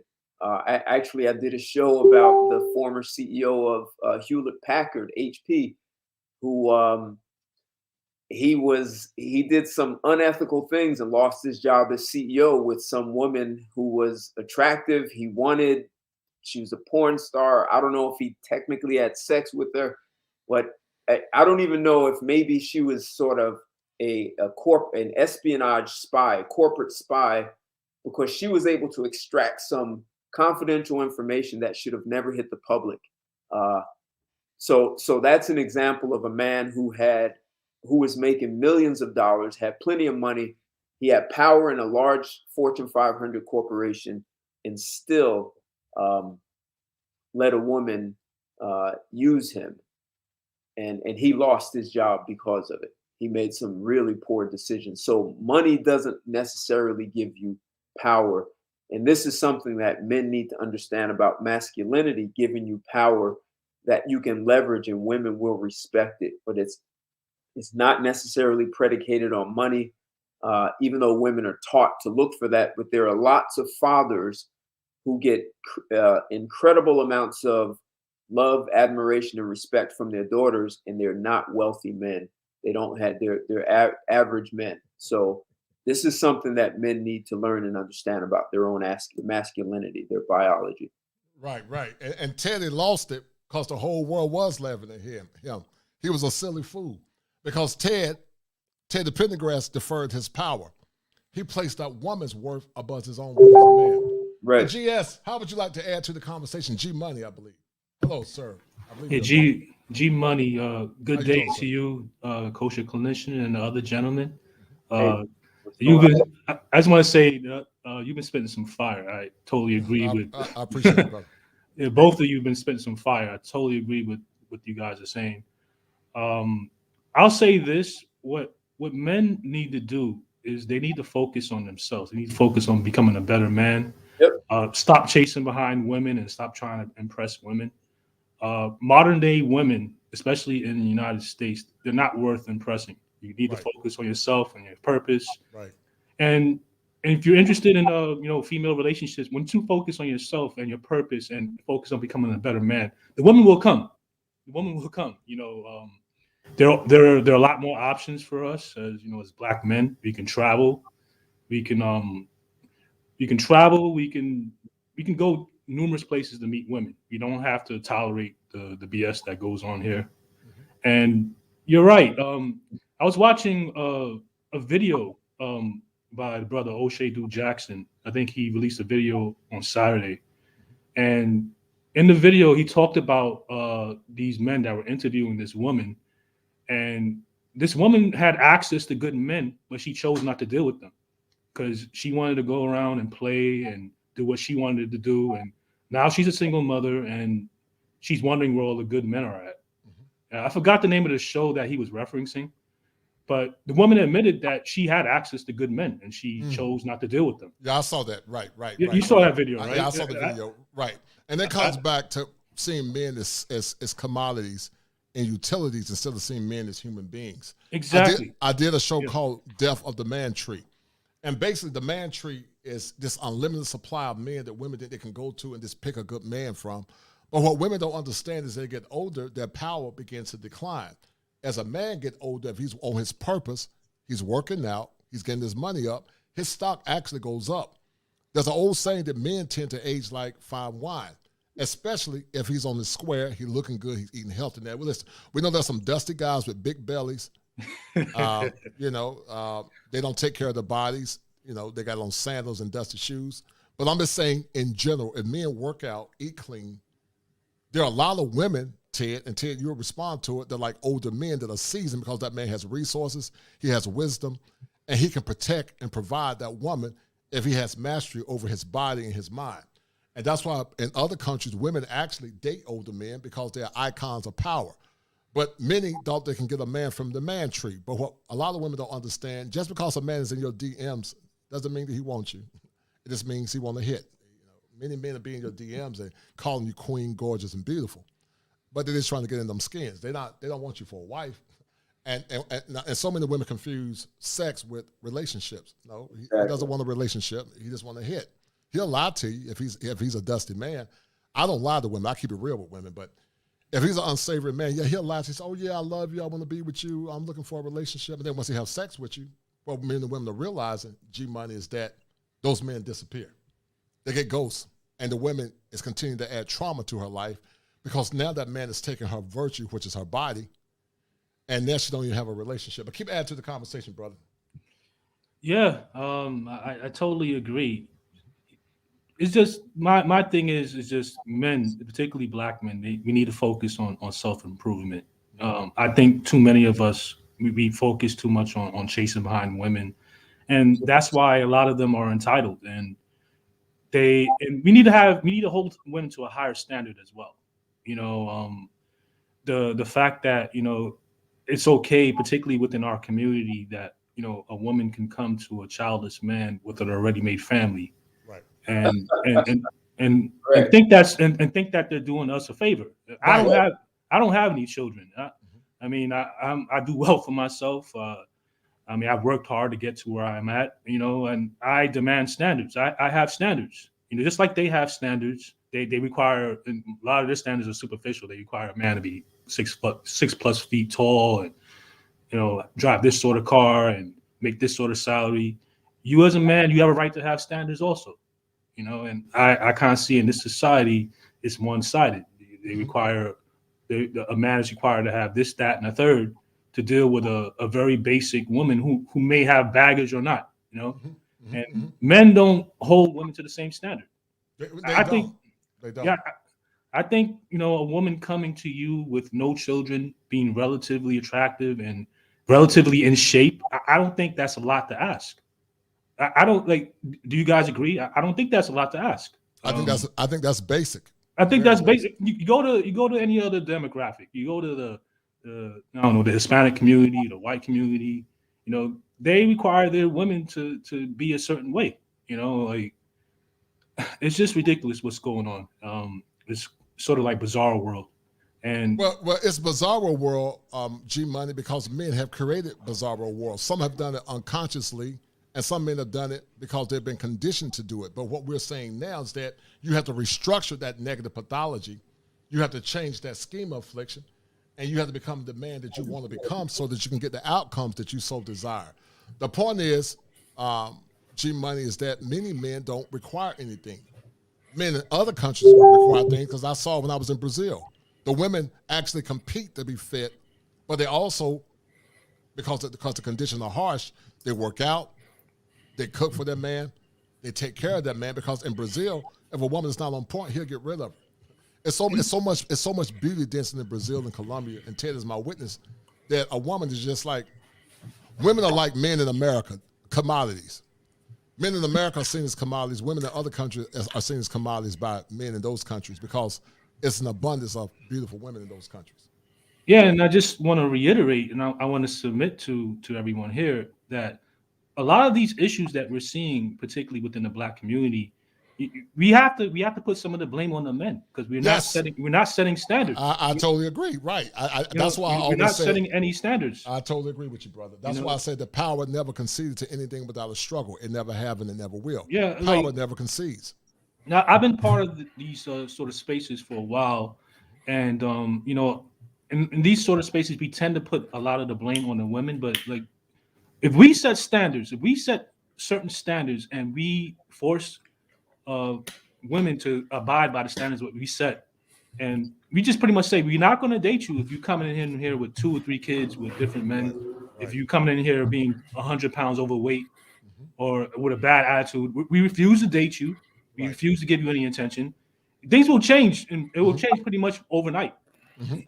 I saw a chick, G Money, Ingram Experience, and Ted. This chick was about damn near 300 to 400 pounds, and she said she got a right to have high standards, and if anybody try to get you off your high standards, make him even higher.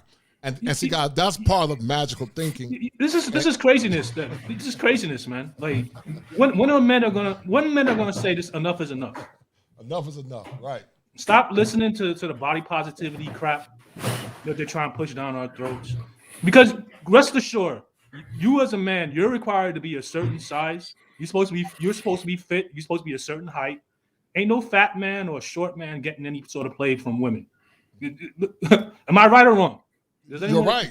Right. Fat women don't like fat men. Exactly. Right. Look at Lizzo. Look at Lizzo. Lizzo's out here trying to holler at Chris Evans, who played Captain America, and Michael B. Jordan. And you think like, for example, you think any like I can't think of I can't even think of a male celebrity that's fat. I don't know. Maybe Biz Markie, rest his soul. You think he can go into, I don't know, Rihanna's DMs, and you think she'll give him any sort of play? Right. She's not going to give him play. Not at all. She'll ridicule him, and people will laugh and joke about it. You're exactly right. I'm gonna ask you a couple of questions, because you sound like a millennial or zennial. But guys, share the content to the 53 people watching. I'm a millennial. You're a millennial. Okay. Yeah. Share the content, guys. Let's get this channel to 2,500 with 5 subs away. If you share the content, we'll get to 2,500. But in the meantime, this is a powerful discussion. The Ingram Experience. How would you like to add clarity to this? Because the fairy princess is a true byproduct of mental illness. How would you like to add clarity to this conversation, Ingram? Hey, look here, man. I feel like I just walked into the church, man. This is some profound conversation, especially the brother. I forgot the brother's name who just spoke, man. That's Ted Santos. No, Ted no, Santos, the guy brother, who just man. spoke. I think Yeah, GT. What the guy G who just Money. spoke, right? Yeah. GT Money, man. You G are Money, yeah. on. You are on the money, brother. You hit all the points. What's so funny here, Kosher? I just put out a video, and the topic was nothing wrong with hypergamy. Where's the virtues that match your demands of men? Just dropped it. It's almost like it just lined up with this, because I think that's the problem. And like you say, it is with the men. We do have a problem with low standards, but that's something that our community has been programming these young men for so long, man, with with our matriarchal culture that we have. And that's why the return of masculinity is so important, and getting men to value themselves is so important, man. Because you have situations out here, especially with these simps out here, man. They're encouraging this type of activity in our community, turning our young boys into these ultras where they don't have any standards. And obviously that's reinforced by their single grandmamas and their aunties and all these other women raising these men with, and that's just reinforced. It's just a very difficult and horrible situation for the boys. It's terrible. Yeah, it is terrible, and that's why I have these conversations. Ingram, I know you got 3 boys. I got 3 daughters, and I don't know if G Money have any girls, but I see so many men creating the women that they complain about, just like women create the men that they complain about, which are the son husbands. So many men tend to worship and exonerate their daughters without teaching them how to demand and respect masculine authority. Because if you're going to give that daughter away in a traditional relationship, she needs to respect masculinity and authority.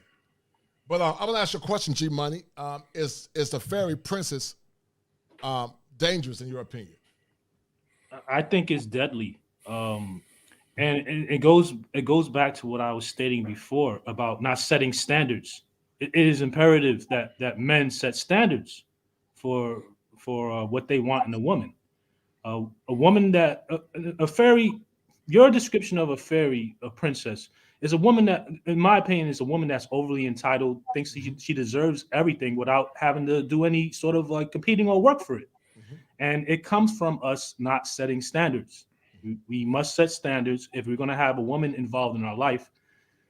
Any woman that comes into your life as a man, she's there to bring peace and tranquility to your life. She's not there to create chaos. Right. So you have to set standards. I'm just doubling down on it. You have to set standards. Ingram experience, do you think if you had to do a guesstimation, what percentage of men do you think are daddy simps that have daughters? What percentage of men do you think are daddy simps, the ones that have daughters, in your opinion? In the Black community, almost 100%. In other communities, probably not so much, especially with some people are more conservative. But here's the problem: is that a lot of times, especially the young ladies that are or that are first to go to college, and that's like daddy's little princess. The problem with that is you're developing a chronic sadistic taker.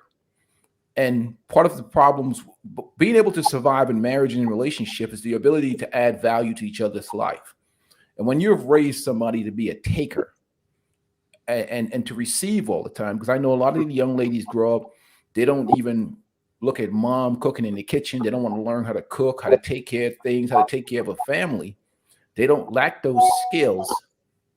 And that's a problem when you get in a relationship. You don't have any traditional skills. And if one day you have kids, that's a huge problem. You don't learn how, you haven't learned how to take care of a home.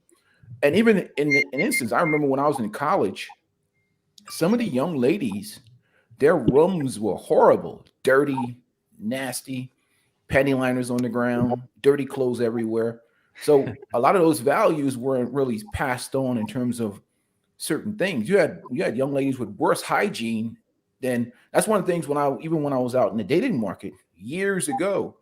One of the things I used to check out is a woman's how she kept her car, how she kept her house, dirty dishes in the sink, the conditions of her bathroom and stuff. And you see that when you have these daddy type, no standards, even from mom or dad or whatever, not passing these values down, You can see it in how these girls take care of stuff, and it's really slacking. And I think it's gotten worse in the current culture that we live in. Sorrel Bay with Pillow Talk. How you doing, sister? And I got to get that fire intro music for you. I'm so glad you popped in. I've been trying to contact you. I feel like you're a diplomat. I can't get in contact with you, but how are you, brother? how you doing? That's I'm my great. That's my Aries. That's my dear Aries. But how would you like to add clarity to this conversation about the fairy princess? Because I think it's causing a lot of chaos, surreal in the Black community. How would you like to add to this conversation? Indeed, indeed. Salute to everyone on the panel. Salute to everyone in the chat. Hello, how you doing? I'm great. Thank you. Yourself? Doing well, thank you. Good. I was going to add something, and I was just listening, and the gentleman who was just talking, actually, I'm going to continue on the same point. I think when you mentioned a little earlier that fathers can be simps, fathers that have daughters can be simps. I know a lot of men growing up were always telling their daughters, they would always say something like, the minute I have a daughter, I'm going to tell her, if a man comes up to me, if her boyfriend comes home, I'm going to have a baseball bat ready. I'm going to have a gun ready. A lot of fathers also are raising their daughters to think that they are a princess. Right. So no man is good enough for your daughter. So I think somewhere in the transition, the parents kind of dropped the ball. Right. And made the daughter specifically to become this like princess, this super pretty trophy that no one can touch. No one is good enough for her. All she has to think about is her school, her education, which is great, but in a way that her education, it's almost like they're saying you're better than everyone. No man will ever be at your level. And that's bad because rather than just telling your daughter to raise her to know, listen, yes, go to school. Yes, get your education. Do what you have to do. But your man is going to be in his role. You're going to find a man one day. You can marry him. He can marry you, rather. You guys can be together. You're going to raise a family the same way the father was good enough for her mom. It's going to be the same thing going down the road. But I feel like somehow it's like my daughter is a princess. And well, can I say something to that topic first? It's two separate issues, okay? There's a man protecting his daughter's virtue, and then there's a man that's raising a daughter to be a load. Two different concepts, okay? Men know that body count matters. Men know that virtues matter. So what a man is doing by telling you, I don't want no boys coming over to this house, you need to go in there, go learn how to cook from your mom, or go learn how to do stuff and go to school, is he's protecting his daughter from marriage.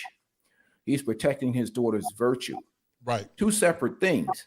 That's not raising a queen. That's raising a young lady that values her body, respects her body, because the biggest problem out here with this sexual liberation movement is you're getting women that's coming to the table for marriage with 30 bodies on them. And I think that's absolutely repulsive. 60 years ago, you can marry a virgin because you're asking men to bring value, provision, protection, security, have good character, be men that are going to improve the lives of women. And you're telling them that they should marry this young lady with 50 bodies on her that's been part of sleeping around on campus. So it's not so much that, for me, if I had a daughter, I don't want no one touching my daughter until she's married. Right. You know what I mean? I'm at a point right now with my 3 boys, I may have to pay dowry because these young ladies have so many bodies on them. And I'm willing to pay. It's not a problem. I'm willing to pay for a woman that has virtues. I have just no like problem. in the old days. Yeah, no, and I agree with what you're saying. And it's actually, I mean, when they're overdoing it, I'm all for protecting, but just the overdoing it. You know what I mean? And I'm from a Haitian culture, so I know a lot of parents exaggerate sometimes, and then you end up with women who really end up thinking no man is good enough for them, and they overvalue themselves. So I think I'm seeing it stem partly from that, but I agree that yes, women have the fathers will naturally protect their they're overvaluing themselves with low virtues. The difference is if a woman is coming to the table, men respect virtues, and she's saying that no man has touched me, and she's talking, I want to be a stay-at-home wife, and you have to make this amount a year, and you have to pay her her ransom, because she has virtues. Right. Well, if you're coming to the table and you've been sleeping around, you hot girl summers, you racked up bodies, you're butt naked on social media, you have no virtues, the guys are saying, look, you're charging a virgin's price, but you don't have virgin's virtues. Right. And I think that's what confusion is. The issue we're talking about is the young ladies that have no domestic skills, have no virtues, coming to the table. Men are not worried about the education part of it, because you want a woman that's educated and smart. But you have women that are educated and smart that have good jobs. House is dirty, or you ever see some young ladies' cars is filthy. That person can maintain a household. So what is a man getting? He's getting another man, basically. some of these situations, you know. Ingram, hold tight. I'm going to ask Sorrell this question. Shout out to my man Shannon Rawls, and Shannon's correct. He said, laughing my ass off. Women saying dying alone is irrelevant because women use their kids as retirement companions is wild to me. Shout out to the chicks having kids to use them for retirement plans. You're right, Shannon. You got an applause on that because that is true. But Sorrell, you make some very excellent points, and I love your honor and your dignity and your respect. You know, you grew up in Haiti. Do Haitian women exhibit the Princess Fairy complex like Western women, in your opinion?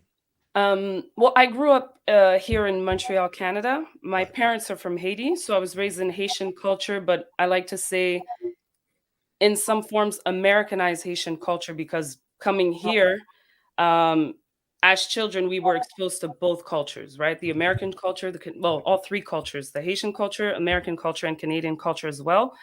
Like I say this often, I think the popular American culture, right? What we see on TV, the music, that's been spread everywhere.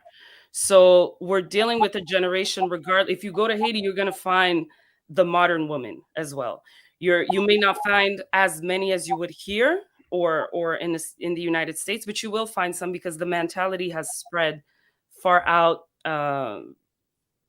You have to search for those specific women, for more traditional women, but I don't think any country is exempt unless you go to a far out village, or you really seek a family that has raised their daughter in a specific way. You're going to see some of that everywhere because the popular culture is so popular. Right, so. It is popular. Shout out to my man Top Gun. He said serpents are around.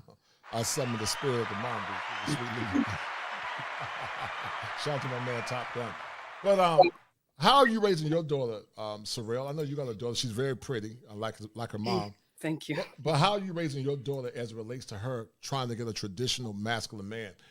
Because, I have 3 girls, and I like what Ingram has said. I agree with him. Ideally, you don't want no man touching your daughter until you can give her away to her husband. Mm-hmm. But we live in a world where sexuality is so strong, and if we can't give her away being unscathed, we want to keep the numbers as low as possible. But how are you raising your daughters as it relates to teaching her how to be a wife to a husband? And has it been a challenge living in Montreal? It has been a challenge. It always is.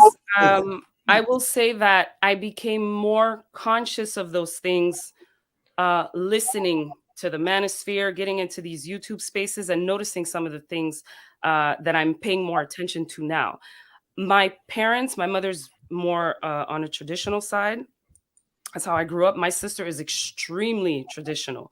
I wasn't necessarily always traditional. I was more of like a laid back type of person. And I was with their father for 10 years. In that sense, I thought we would be together forever. So in that sense, I was traditional, but I wasn't so traditional as far as marriage is concerned. It's not something that I required. But the marriage life, as far as living together, respecting each other, being with each other, each handling our roles, that was something that was important. So once we broke up, what happened is then it all fell on me. So I then had to play sort of both roles. I think in some ways that has changed me. And I'll give you an example. My mother used to say all the time, because my mother's this very soft woman, and she's full on in her she was full on in her feminine role, so to speak, right?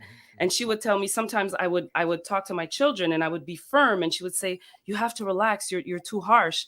And I used to tell her, and this was my answer to her, I said, "Well, I have to be both. I can't play the I'm gonna call your dad, wait till your daddy gets home card, because it's all on me. And I want my children to be raised a certain way, so I have to be strict." So I think looking back, maybe I was a little harsh and strict on certain levels. I've loosened up over the years, because you you sort of see the dynamic that they're entering. But I always speak to them a lot. I get my son involved. I ask him what is his perception of the girls in his school, and his perception is, it's funny because he's very traditional. The things that he doesn't like that women his age do are the same things that men in the manosphere are complaining about.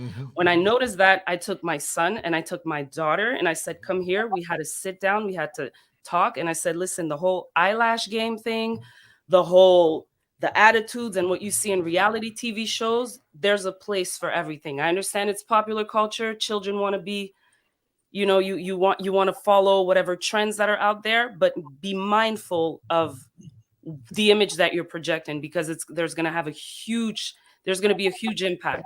So we talk a lot about those things. I cannot say that I've raised them traditionally, because I am not the definition. The way I'm living, I'm a single parent.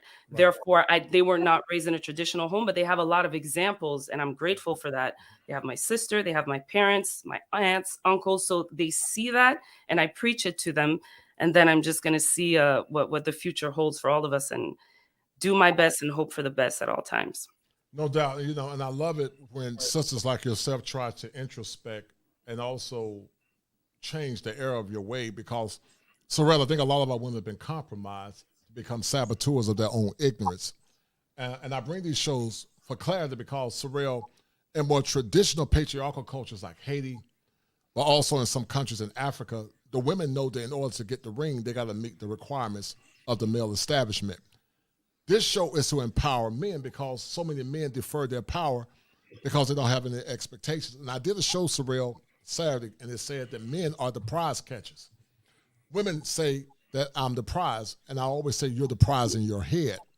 But unless that man decides to put a ring on your finger, you're not the prize. Men determine who they will marry if they see you as wife-worthy. But so many, Sorrel, come into relationships that's thinking about default, that they are special, that they are princes, and it's led to very dysfunctional relationships. What's your take on that?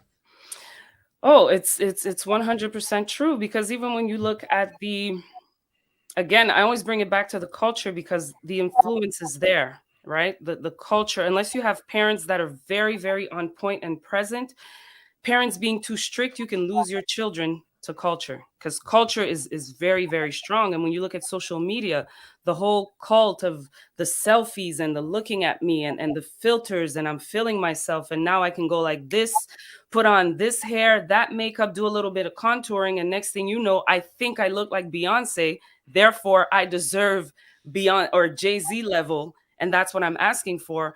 And it's really a lot of it is just superficial. As long as you're pretty, you look good, that's all you need, because that's what's being pushed out there. The trophy wife, but a lot of times it's not explained in detail what a real wife is. We're not aware of the real roles. It's just, you be pretty, other men want you, you're wanted, you're popular, then you're good to go. Everybody's going to want you, and you can feel entitled. So Start with Ingram again, and maybe Ingram asked the question, but I'll start with you, Sorrel, then go to Ingram, and then I'll go around in the circle. Why is the fairy princess dangerous? Tell me why, in your opinion, you think the fairy princess is dangerous. You're right, Lizzie Pants. Real princes are disciplined. They're disciplined not only because they have mastery over their body and their mind, but they realize that they have a greater purpose outside of themselves. Their purpose is not to be narcissistic, because Narcissus was the man that looked in the mirror and he adorned himself, like many men and women you see now in social media. But a disciplined princess is a woman that realizes her family and community, like the virtuous woman in the Bible, is more important than herself. But why is the princess fairy so dangerous in your opinion? And then I'm going to ask some more questions and bring it around, starting with you. Go ahead, sis. It's dangerous because it's toxic behavior. And I think when you're in a relationship with someone, you become very close to that person. You're this person's mirror. That person is your mirror. You have access to this person's heart, their mind, their body, their soul. Basically, you're both sharing a very intimate space. So you have great influence on each other. Normally you get together and you marry, and really you want to build together. You want to help you want to succeed as a person, as far as what imprint you want to leave on earth. And the same thing for your man. You want to be there for him. You want to be able to push him. You want to be together and raise a family. But when the narcissistic behaviors start to show, they take over. They become like the main. I'm hearing some echo. I'm sorry. I don't know if it's from. Okay, I'll mute some of the guys. Hold tight. Okay. Go ahead. Okay. Thank you.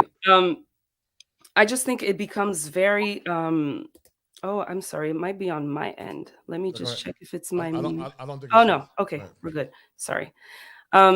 So yeah, I just think it's narcissistic behavior that takes away all the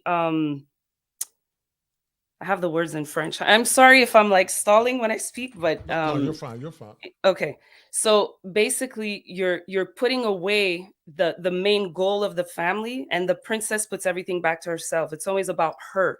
So the everything becomes secondary to her emotional there's a word in French that émotivité. So it's like emotions, but to the extreme. It's not leveled. It's not logic. It's not for the greater good. It's all about you and how you see yourself. So this woman can destroy you financially because her needs are not going to be well balanced, and they're not going to be for the greater good, not going to be for the good of the family. So it's going to be all about her. She can she can off balance the whole finances of the family. These are the same women that will start a fight, call the cops on you for no reason, there's all sorts of trouble that can come with, and they stem usually from nothing, just her being overly emotional, having been spoiled. So it's just not a good she's not in her woman role, in her motherly, because women, we can be very, and I think this is why men love women so much. We can be, when a woman is in her femininity, when she's in her true power, she brings good value to a relationship and to a family. But if she's outside of that role, she's going to be extremely detrimental. It's like the opposite effect that you bring on your family. So No, I totally agree. Ingram, tell me why the fairy princess is dangerous in your opinion. And maybe you've answered it, but I want you to reflect on it again. And because I love these conversations. And Sorrel, that African song, that Haitian song, that song that got the spirit of the Haitians, I need you to drop that so I'll pay you for it. But I want to use that for one of my shows. So that, I don't even know the name of it, but it's lit. Deal. Grenadier Lazo. Deal. Yeah, right. I love it. That song get me crunk, man. I be calling on the spirit of the ancestors. But, Thank you. But Ingram, why is the fairy princess so dangerous in your opinion, brother? Oh, hold tight. I'll meet you. She basically nailed it. I mean, but I think what happens inevitably is that for good relationships to last, you have to have trust, and you have to have loyalty, and you have to have respect. And to get those things, you have to be able to add value to people's lives, which is giving. You give and you receive. You got to pour into people as they have to pour into you for everybody to have mental health and stability. The big issue I see is that everybody always focus on the exception. And what is that? Is they'll say like, well, Sierra got married, or this lady that was a porn star, or I said prawn, sorry, I said the wrong word. She got married. And then my response to that is the exception to the rule. I always say, well, Charlie Manson got married. What does that say about anything? Anybody can get married. Low frequency people can get married. That doesn't mean that is the example, and that doesn't go along with the statistics. See, because everybody focuses on the exception. But in terms of long-term relationships, you raise a selfish, narcissistic type, taker type person, you're not going to, sooner or later, that guy may be enamored by that woman, physical body or physical, what I specimen, getting that relationship. But over time, everything gets old. Right. People wear on people that are very takerish. The takers will always wear you down, and sooner or later, that person's going to get out of there. Woman or man, it doesn't matter. If you're just taking from a human being's soul, sooner or later they get worn down and they're going to get out of there. But I like to have those exceptions people. And I like to tell them that Charlie Manson's always also married. So get over yourself. That's not the real reality of life. You know what I mean? G Money, I think you answered the question. These kind of shows trigger those that are not attuned to what true masculinity is. So anytime I do these shows, I lose numbers, but because I love the brotherhood, yeah, they start dropping. I don't know why, because I'm trying to be respectful, but I need you guys to share the content because these shows don't get a lot of likes. They don't get a lot of clarity because, sadly, our people will rather live in ignorance and delusion instead of hearing what men really think. You know, Ted, so many men, when they speak how they really feel, it triggers a lot of our women. Does your book add clarity, Ted, to that conversation? And then also, when sisters like Sorrel speak, you know, they try to shame her too and say, you're a pick me, you're not married. And so it's this ongoing karmic cycle. But why is that, Ted, in your opinion? But these shows trigger some of our women when we tell the truth. But why is that?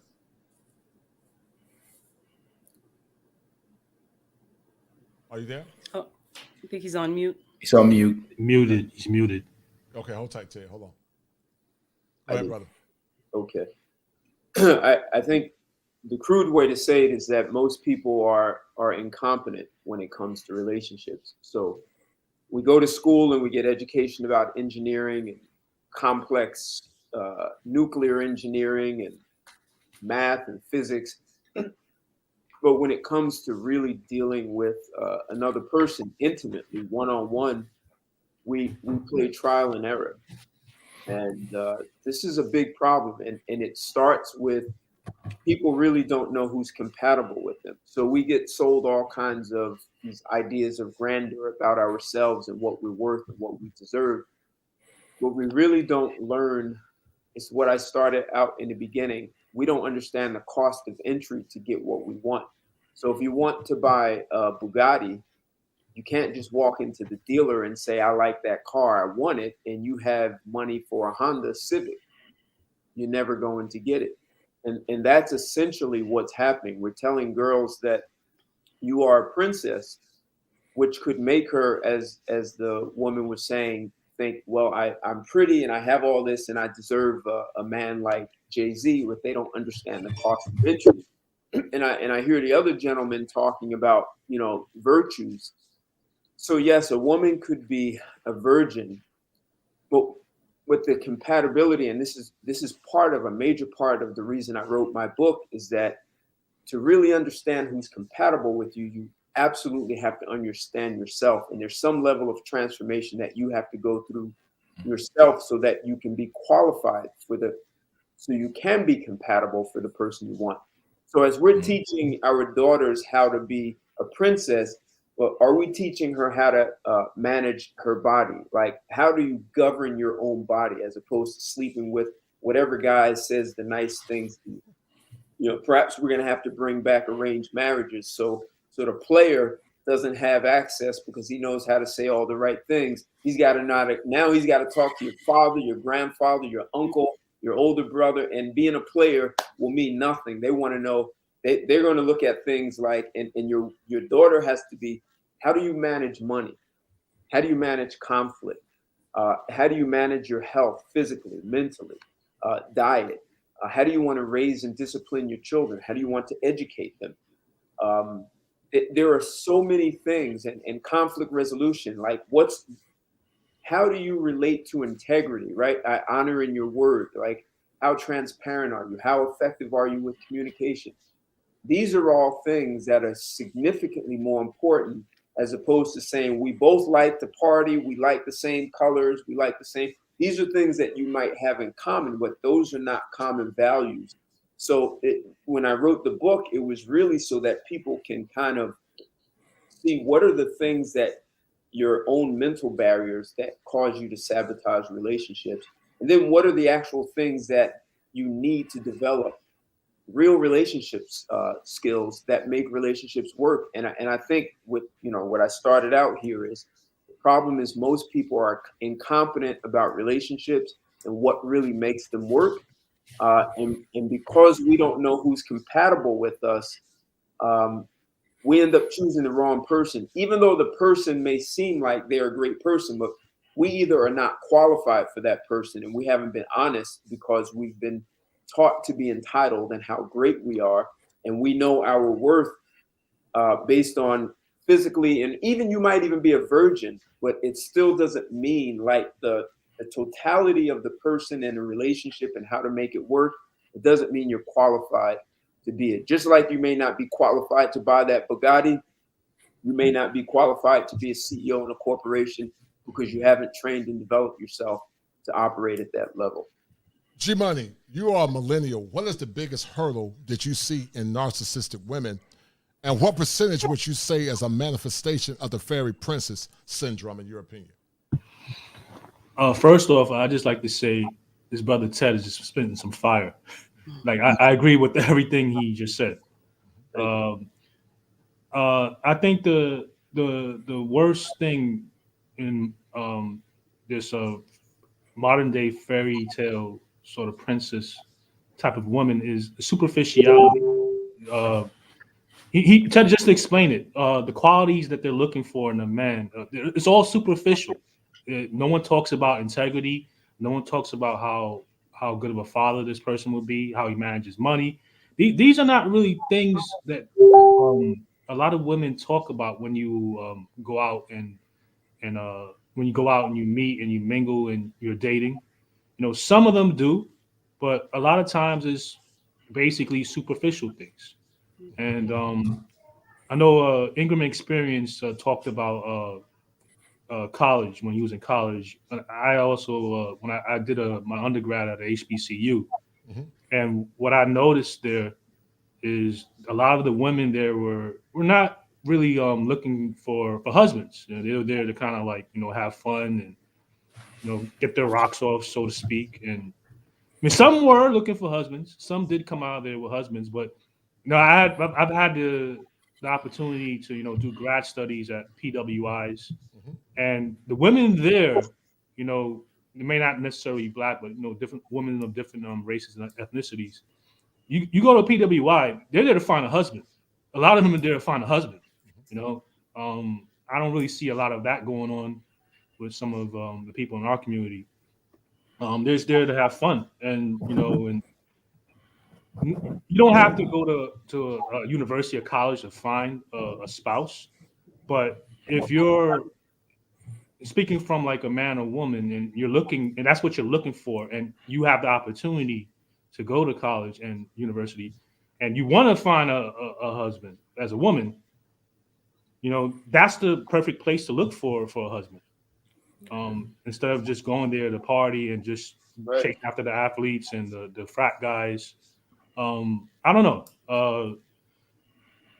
I also think there's a lot of social engineering that's going on. Oh, definitely a lot of social engineering. Definitely. Right. A lot of these women take their marching orders from what they see on television. Whether it's the Basketball Wives or the Real Housewives of Atlanta, or some of the entertainers like Cardi B or Megan Thee Stallion. They've warped a lot of these women's minds, and and I don't know. I think this space is a good counter to some of that social engineering and programming. We're targeting the men, and we're telling the men what to look out for. And God bless the women that understand and come into this space. I don't understand this term "pick me." Like I don't get it. Like, but if you're a woman that wants to have a decent relationship with your man and please your man and make the family. Make the nuclear family work. Why are they being called a pick me? I don't get it. It doesn't make sense. Well, I'm gonna explain it. I'm gonna let Ingram come in. Brother Kosher. Yeah, I just want to can I respond to two statements? One of them by Sugar Bum. Yeah, hold tight. I'm gonna let you expound on that. I think the real reason it is because they don't understand the importance of virtue and power. What most women don't understand is that in the past, their mothers and their grandmothers were pick-me's. She wanted to be picked, so therefore she exhibited virtue in order to get the ring. Many women now want to come to the table without exhibiting virtue. They want something for nothing. And that's why I call it taxation without representation and the mental breaking of the American male. They want something for nothing, but I'm going to do a show called Your Grandmother Was a Pick-Me Too, because grandmama and great-grandmama would cook a pie to attract a man. She showed that man that she had skills because she wanted the ring. But the fairy princess says, I can just give my vagina and nothing else. Not understanding that sex is a mutual exchange. But go ahead, Ingram. Go ahead, brother. Yeah, just Sugar Bum in terms of she made a comment, two comments. One of them was about men in the red pill, which is right. So So princesses are the female equivalent to the red pill. Let me explain. The red pill is a reaction. Okay, you step on a dog's tail, he's going to scream. Okay, that's just a scream from stepping on his tail. You take your foot off his tail, he's going to stop screaming. You probably get him some help. But most men that are in the red pill, there's two different types of men. Men that have no experience and have no business in the red pill. Then there's men, those are the people with issues. And then there's men that have been through the court system, that have been married, that have been divorced, that have certain things. Neither one is not healthy, but at the same time, you got to also understand that men react to the environment that is fed to them. Many times, sometimes not good. But I forget, for instance, when I first got divorced, when I got into the red pill space, was dealing with family court matters because I couldn't understand why I was getting sued for child support. Actually, when I got sued for child support, I get to paying 25% of what I was paying originally. I still ended up paying that amount. That's got me into that space. So it's not about men being these narcissistic things. The second issue is about when women on these college campuses and gold digger. When women come to us with standards, they were considered gold digger. The issue with these college campuses is this. You ask a black man about his financial. The reality is this: when you're in college, as a young man, here's a respond to that anyway about the body count. Well, that's the whole story. That's all. You're killing me, man. But let's go back to the college campus. Here's the problem with the college campus. Okay, I remember back in the day, Kark and I was very popular then. We were Kark and I. Some people were broke; they could only wear the Jordache. You know what I mean? A lot of what's wrong with our culture is such a superficial nature with a lot of things. When you're a young man and you're in college, you may be that engineering student, you may be that whatever student. You're usually broke. The problem with a lot of our young ladies, since we've been cultured to be so materialistic and look at swagger, they won't see the value in that young man that's an engineering student because he's wearing them Jordache jeans. Maybe he's wearing that clothing that it weren't top notch, high expensive. So our women, even at a younger age, depending on which home they come from, not all of them, were trained to look at swagger and material possession as value, not seeing that guy is going to be a doctor, he's going to be an engineer, he's going to be a scientist. And what happens is Becky comes and she shares a meal card with the kid. She spends time with him. She helps him. She does all this stuff, and they build relationship with these young guys. Because even when I visit my boy at college, I walk into his dorm room and I see all these young ladies. And maybe one of them look mixed race, because that's who are willing to overlook these superficial things and see future potential in our young men, not because they're big balling right now. So the problem with our women is they trying to financial check a young man who's 21 years old, struggling to go to college in his broken state. He ain't wearing he ain't wearing the $500 shoes or the $1,000 jeans. He's just a regular dude wearing regular stuff, probably work a part-time job to make ends meet for college, but he's an engineering student. Mm-hmm. The other women from other races are snatching up that kid. That's why our women fall behind, because they want to financial check a 21-year-old young man. Mm-hmm. What are you going to expect to get out of the dude? He's just in the beginning. He's in the beginning, right. Can I say something real quick? Right. Yeah, real quick. Yeah, I want to, real quick, G-Money. Shannon's on the panel. I want Shannon to add. And G-Money, I'm going to bring you back. But before I get Shannon's response, this whole type, G-Money, before I get Shannon's response, Tim Howard was correct, because I grew up in the church. For the man is not of the woman, but the woman is of the man. Neither was the man created for the woman, but the woman was created for the man. The word help meet means she was made to help him meet his mission on earth. But so many women come in and think that the man was made for them, which is, in essence, means that woman doesn't know her role or doesn't understand her place as part of being in the man's life. That's why relationships are so dysfunctional. And that's why I tell men to go to countries like Haiti, even though feminism and liberalism is going into those countries as well. But go to countries where the women have been conditioned to be traditional women. You'll get a greater percentage of traditional women from those countries if they've not been Americanized. Because Shannon ex-wife, I think, was from Haiti as well. So, Shannon, how would you like to add clarity to the conversation? Are modern men being conditioned to be simps? Are modern men creating the women that they actually complain about? I don't know that modern men is. I think men for a long time has been conditioned to be simps. Yes, sir. I don't think that's a modern thing. I think it's just being enforced and being very well communicated nowadays more than anything. When I think of even some of the men in the 80s, you know, remember the days that men would champion? You know, there was a time that stepfathers were championed to be stepfathers. Mm-hmm. You know, right. So I'm not sure that that's necessarily a modern man thing. I think, but those women were more virtuous, though. Remember, the stepmothers of the past were virtuous women. They were right. Stepwomen of the past, Shannon, were like they knew that they were stepmoms, but they didn't have entitlement or didn't have attitudes. They were women that said, you know what, I'm lucky if I get a man. But you got chicks now that got 5 and 6 kids by Raekwon and Man, and they think they deserve a good man. But that's a different question. See, that's putting it on the women. See, okay, that's why I put a lot of the onus today with a lot of our problems, and this is just me, and I know a lot of women hate when I say this. Mm-hmm. That's why I say, oh, damn, it's all y'all fault. Mm-hmm. Because when you had Teddy Pendergrass and when you had Luther Vandross and when you had us singing all these Marvin Gaye songs, loving on y'all didn't fucking listen to that shit.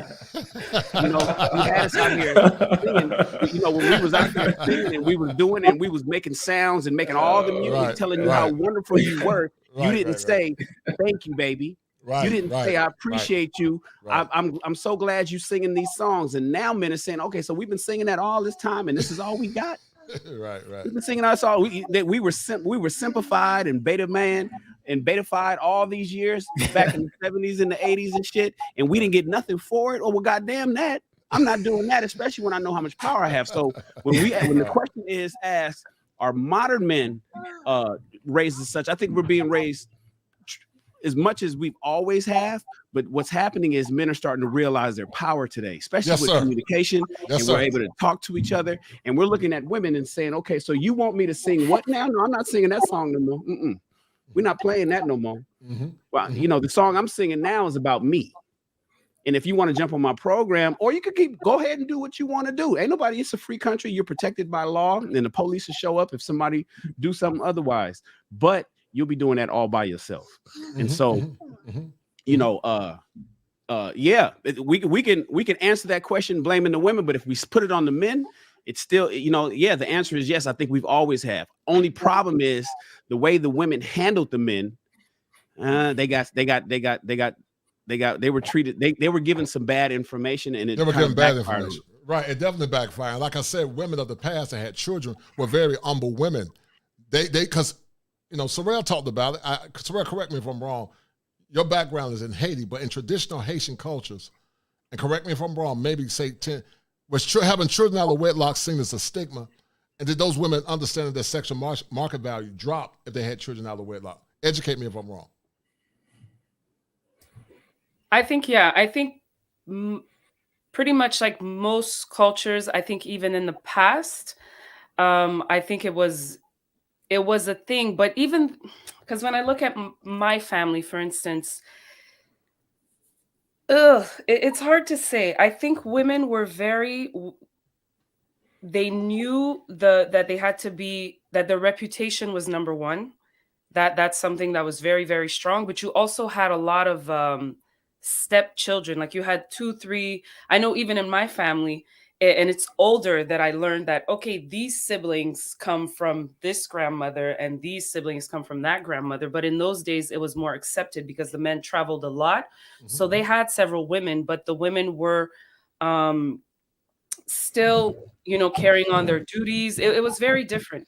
And I think what's also happened is that, because you see, let's say my mother's generation, who will talk to their daughters, and in some instances, they will say things like, if a man is cheating, listen, it happened a lot in our days, he's a man.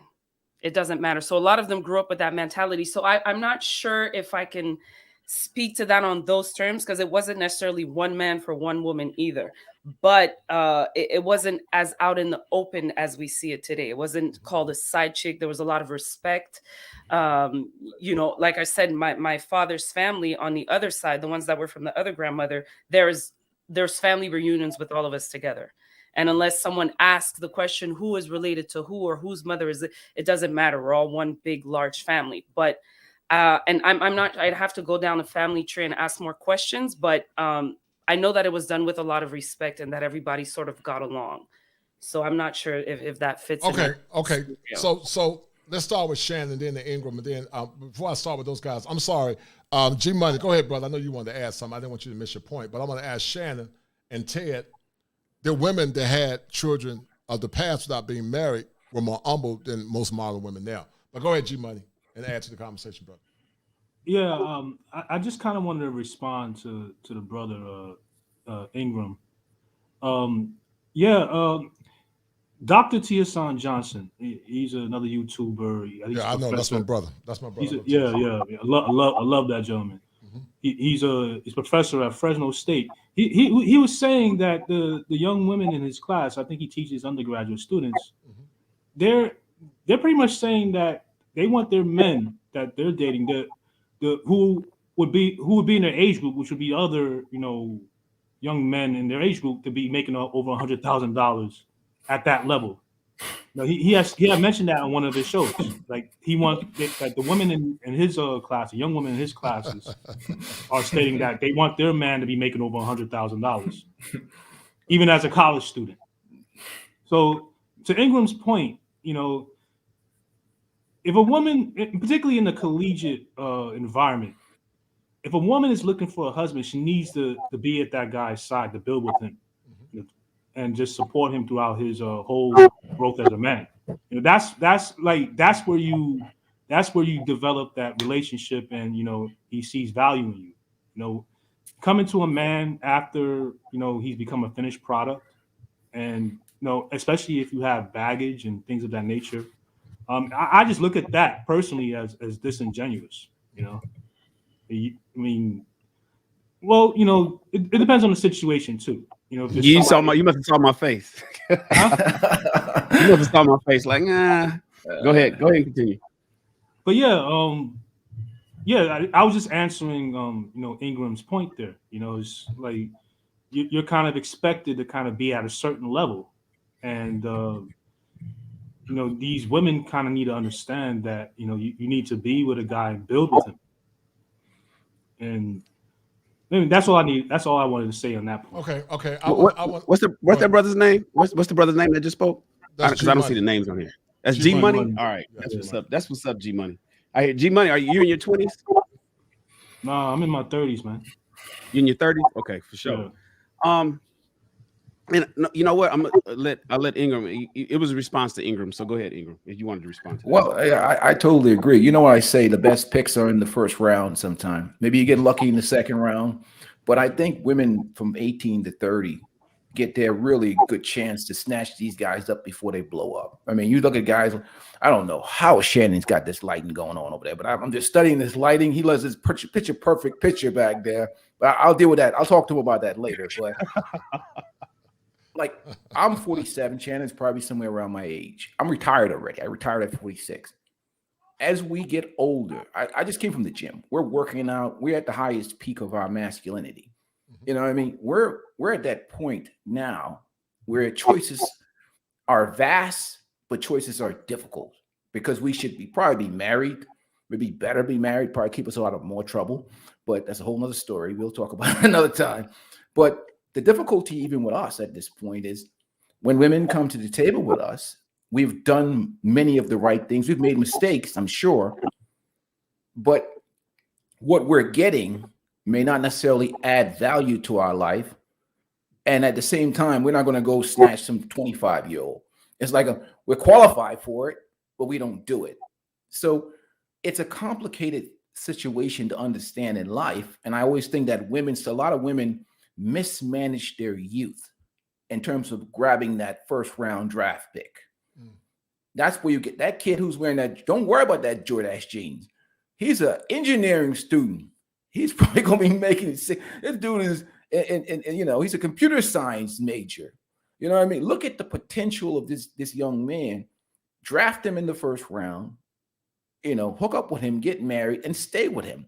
You know what I mean? This is the problem that we have in our culture. And I think it's what happens is the swagger part, the whatever, and they're not looking at the future potential of these young men, you know, and that's the issue that we have in our culture is our women not learning to pick in the first round. Mm-hmm. Mm-hmm. Mm-hmm. You know, Shannon, I think you have a daughter. I don't know if you do or not. I got 3. And Ingram makes some very good points. You know, the culture is very pulling, and it's really hard to teach or more or less teach traditional virtues in a society that's very hypersexual, but also very modern. But as a father, what would you tell your daughter about submitting? How are you preparing your baby? Well, I know she's young, but how would you prepare? No. I got sons. I got 2 sons. Oh, okay, I'm sorry. I got 2 sons. Okay, so what are you teaching? What are you going to teach your boys about not deferring their power to some of these modern women? Because many modern women have not been conditioned. And there are some good sisters that are really undiscovered, and they're good women, and they're waiting to get claimed. But a lot of times, the good sisters like Sorrel, they're called those sisters pick-me's. Anytime a woman is an advocate for masculinity and traditionalism, she's seen as a pick-me.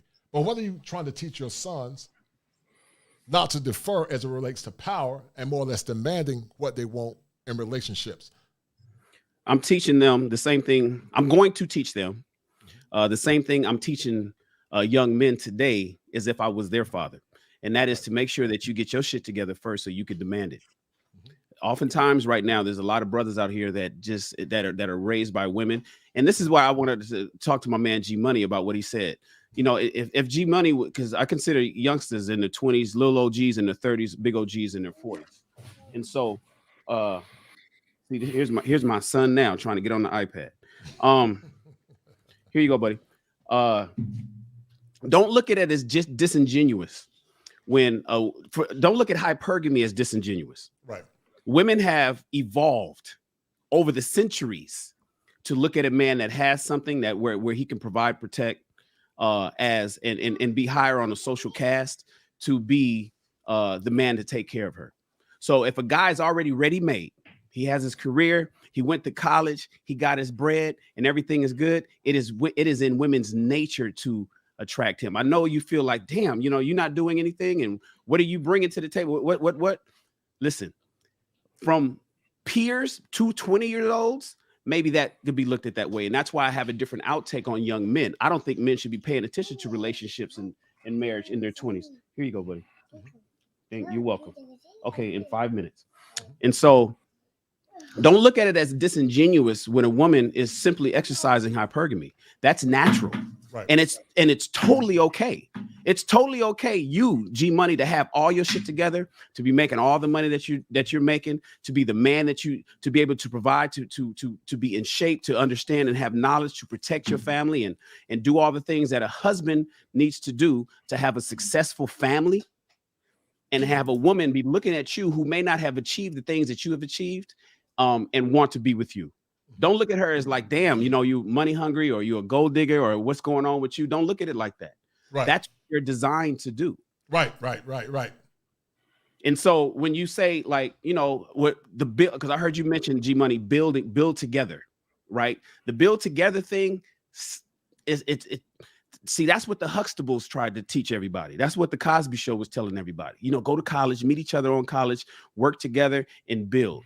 And then that's what you oftentimes see really wealthy men, and you look at their wives, and that's what a lot of women say, oh, but look at his wife, she's overweight. Yeah, because they've been together since they were 19 and fresh out of high school, you know.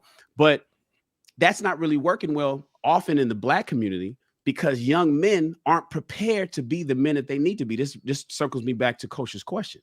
The young men in their 20s oftentimes aren't prepared, or don't even have the knowledge, especially if they didn't have a father figure in their lives. Right. It's only 42% of the households in the Black community have a father figure in the family. So that leaves damn near 60% with no pop around. Mm-hmm. Right. And so what does he have to learn? Well, that's why I'm giving him 10 years to figure it out. Right. You want to give him 10 years to figure it out. Right. And then once they get into your 30s, like G Money's at, where he's like, yo, he's winning the game in business. He's winning the game in health. He's winning the game in fitness. He's winning the game in knowledge. He has a little bit of wisdom up under his belt. Then you can turn around and have a pick of the litter of the women that you think is going to be able to be more conducive for what you want under your family structure. Mm-hmm. You know, you make some excellent points, Shannon, and this more or less pivots to something I've talked about in the past. As I said earlier, that in fair exchange, there is no robbery. And what I mean by that, you're correct. It's in a woman's nature to be hypergamous because a woman wants the best man that can progenate her offspring. There's nothing wrong with that. That's called kosher hypergamy because it's fit and proper. But here's the caveat to that. Most modern women, Shannon, and to the audience, they practice something called carnal hypergamy because carnal hypergamy is very predatorial. Just like a wild lion in the Serengeti, it seeks its prey. And, you know, I've heard, I don't know how true it is, but they say that Ayesha Curry now is demanding an open relationship with Steph Curry. Steph Curry gave Ayesha Curry the world. Steph Curry was not made by Ayesha Curry. Steph Curry made Ayesha Curry. But Shannon, so many say that a woman can rest in her femininity to men create infrastructure, and I say that's a myth. That's bullshit. It's bullshit because so many have been conditioned, Shannon, to practice a condition called carnal hypergamy. The word carne comes from the Greek, which means of the flesh. Women of the past were disciplined to realize that if I give a man in the past, which was virtue, you know, not 5 kids by Raekwon the Man, a woman that could cook, she was more or less willing to nurture and to serve her husband. She realized that was fair exchange. But what men now, Shannon, they're not even getting that. They're getting chicks that are damn near 500 pounds. They've been ran through, and they want, and they want top. But I'm just being real. They want top tier men. These are the same chicks. They won't even date men. They won't date men that are fat. You know, they won't date guys that that are broke. They call them broke. They call them dusty. They call them all kinds of names. But when men start saying that they want standards and they demand something, all of a sudden your mama is black who hurt you. And so it's goofy to me because we got to stop telling these men to meet expectations and do all this stuff. But then when it comes down to getting the women that they want, they're nowhere near the modicum of virtue that a lot of men are looking for. Wait, culture, push back. You said we got to stop telling these men to do what? We got to stop telling these men to more or less try to meet the expectations of many modern women. No, why would we tell them that? Listen, we just want to make sure that they don't pick them. Okay, fair enough. Okay, fair enough. That's fair. That's fair. That's fair. Well, I like that. That's fair. That's fair. Hey, brother that's Kosher, fair. you know. Yes, sir. Go ahead, man. Go ahead. I mean, that's the critical thing, and I think what happens is that, like what Shannon explained, the problem is that there's not enough masculine men in these spaces. Right.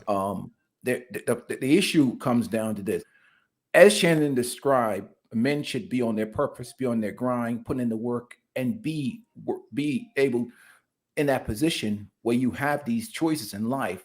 The fundamental problem, especially in the Black community, is they try to program our Black men to accept less. That 35-year-old guy that's been on his grind. These guys, if you listen to some of these guys, they tell them, well, you go pick up some single mom with 2 kids with Raekwon and Man's babies, and that's your prize. And what women don't understand is that competitive man feels a certain way about conquered land. The more competitive a guy is, the more those things matter to him, especially a guy who's doing well. Right. And if you're coming to the table with a guy and he knows you have 20, 30 bodies on you, that's going to bother him some. I mean, some guys that don't bother, other guys that do. But if I know that there's been 30 guys that have been here before me, right. And not only that, these men don't measure up to my standard as a man. Mm-hmm. These dudes were like Raekwon man type dudes, and they've scored. They've used your wound. Like my motivation to close is down because I'm like, dang, man, I got, women think that it shouldn't matter because it's a new relationship and they want us to live in our emotional. But look at Shen. He's a competitive. All these dudes on here are competitive dudes. Right, like you don't want to be like, what's good is if you're a hunter catching a deer that's been caught 50 times, right?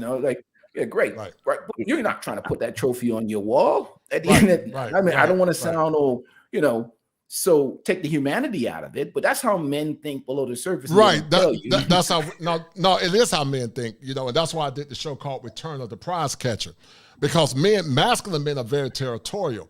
A man is very masculine, is very territorial over his woman, but here's the kicker. If that woman meets his expectations, she's going to be well taken care of. Women don't understand that men are the arbiters of chivalry. We created it.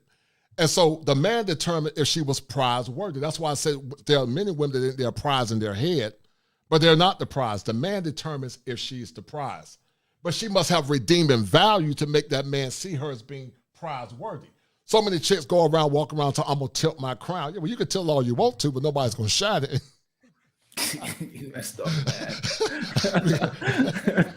they say tilt my crown, but a masculine man is not going to shine it. Well, a masculine man is going to take care of his woman, because that woman, watch this, is bone to his bone, flesh to his flesh. Masculine men are very territorial, and it goes back to what I talked about, the penetration principle. Look, most men go into a relationship understand that women have had a past. We get that. We understand that, but we want to keep them numbers as low as possible. We want to make you our wives. No different than most women can't handle a man that's been penetrated by another man. A woman can't handle it. It fries her mind. She can't handle it. Because women by nature want to look up to their man. A woman can't look down on the man knowing that he was on his knees and he won't talking to the Lord. a woman want a man that she can look up to. Go ahead. Oh, sure.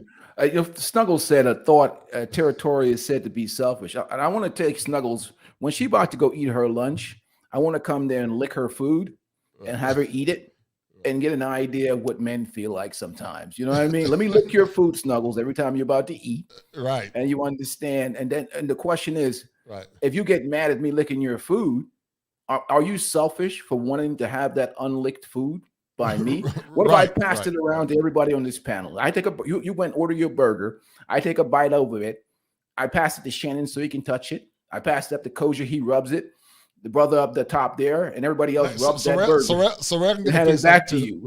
That's how men feel. That's not being selfish. That's just like you don't want your food, licked over all the time. You have to consume that. You know what I mean? So I'm gonna ask Sorrel a question real quick. When you hear these conversations, do you feel like a lot of our women have been lied to? Because I know sometimes when you hear these conversations, and the thing I love about you, you're very tenacious. You're a woman. I consider Sorrel a warrior princess because Sorrel can take. She got that Aries way. She can take the heat. But when you hear men talking like this, Sorrel, what's going on in your head? What are you thinking? I want you to be brutally honest, because this is a men's panel, and like I said, masculine men have standards. But what's your take on it? Because I don't know if you're conflicted or you like, I understand, or. But what's your take? And I want you to be brutally honest. And we're not going to attack you. We're not going to attack you. No, that's fine. I'm not surprised because it's not the first time I'm hearing this. I grew up around a lot of men, and I was more of like maybe what you would call the little sister or like the friend. They wouldn't talk about everything in front of me, but I knew of those things. And even with my cousins, because you see men act a certain way around women that because you guys are more like you're physical, you're attracted to what you see. Mm-hmm. So this is where it becomes confusing, is that, and I'm hearing a lot of that being said. And I remember at one point, I even almost fell for it. There was a YouTuber who had said, yeah, sure, ladies, we love seeing you. We're going to see you on Instagram, your whole body's showing, you're doing this, that, and the third. You're attracting men. You're using your body to attract men. You're basically naked. We might hit the like button, but we will never marry you. Mm. And so that caused a commotion online because the women were like, what is he saying? That doesn't make any sense. And even at a certain point, I was like, well, why did he even entertain it? And there's one of my guy friends who explained it to me, because that's one of the things I would do. If there was something that would sound weird to me, I could go to one of the guys that I trust and we would just have a conversation and I would listen to his perspective as a man. And he would do the opposite if it's something that had to do with women.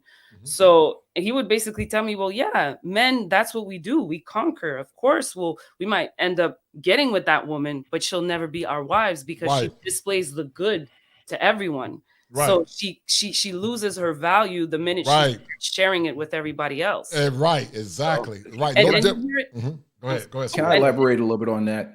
Yeah. Hold tight. I want to finish. Go ahead, Sabrina. Go ahead. No, I was just gonna say that even in the rap songs, like, and I would listen to a lot of rap because I was a rapper myself. So even in Snoop Dogg, he would say, "Pass her to the homie." Like when you listen to those lyrics, you can appreciate rap, but you can say, okay, I don't want to be like one of the girls that they talk about.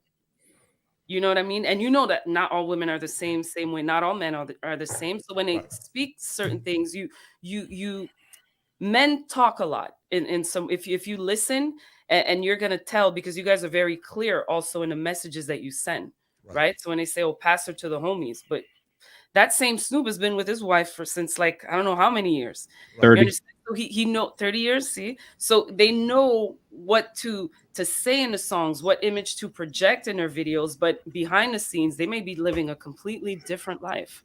So a lot of times it's not falling for those traps, looking for that attention, and really knowing who and what holds true value and who can bring you somewhere. Right. Go ahead, Ingram. Well, as far as that analogy I just made about somebody licking your sandwich, I thought what I want to do is put this in a logical concept for women. If there was an apocalypse, right, and I see that same licked sandwich, let me tell you something. I'm swallowing that. I'm eating that whole. And what women don't understand is this fireman's parable, which says dirty water can put out a fire. If I'm in flames, I'm jumping into Delaware to Hudson. I'm not looking for the nearest hose where I can wash myself off. Men are driven to mate because of the testosterone thing. But that's what women don't understand.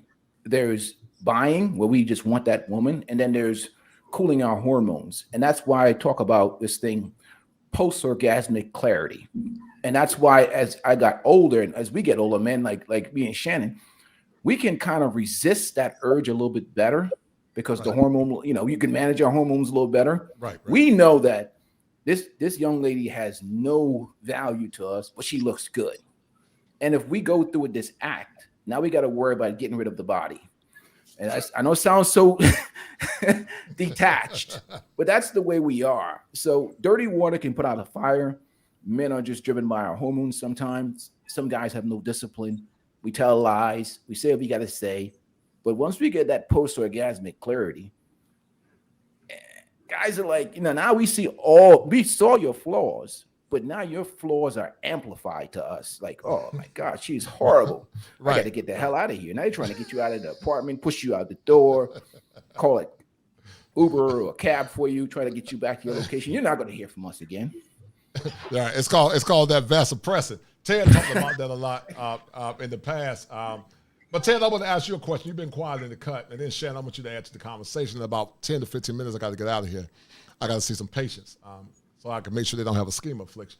But Ted, what's your take on what Ingram said? But also, how can the fairy princess submit to her husband as it relates to discipline and power if the fathers are never demanding anything for the fairy princess?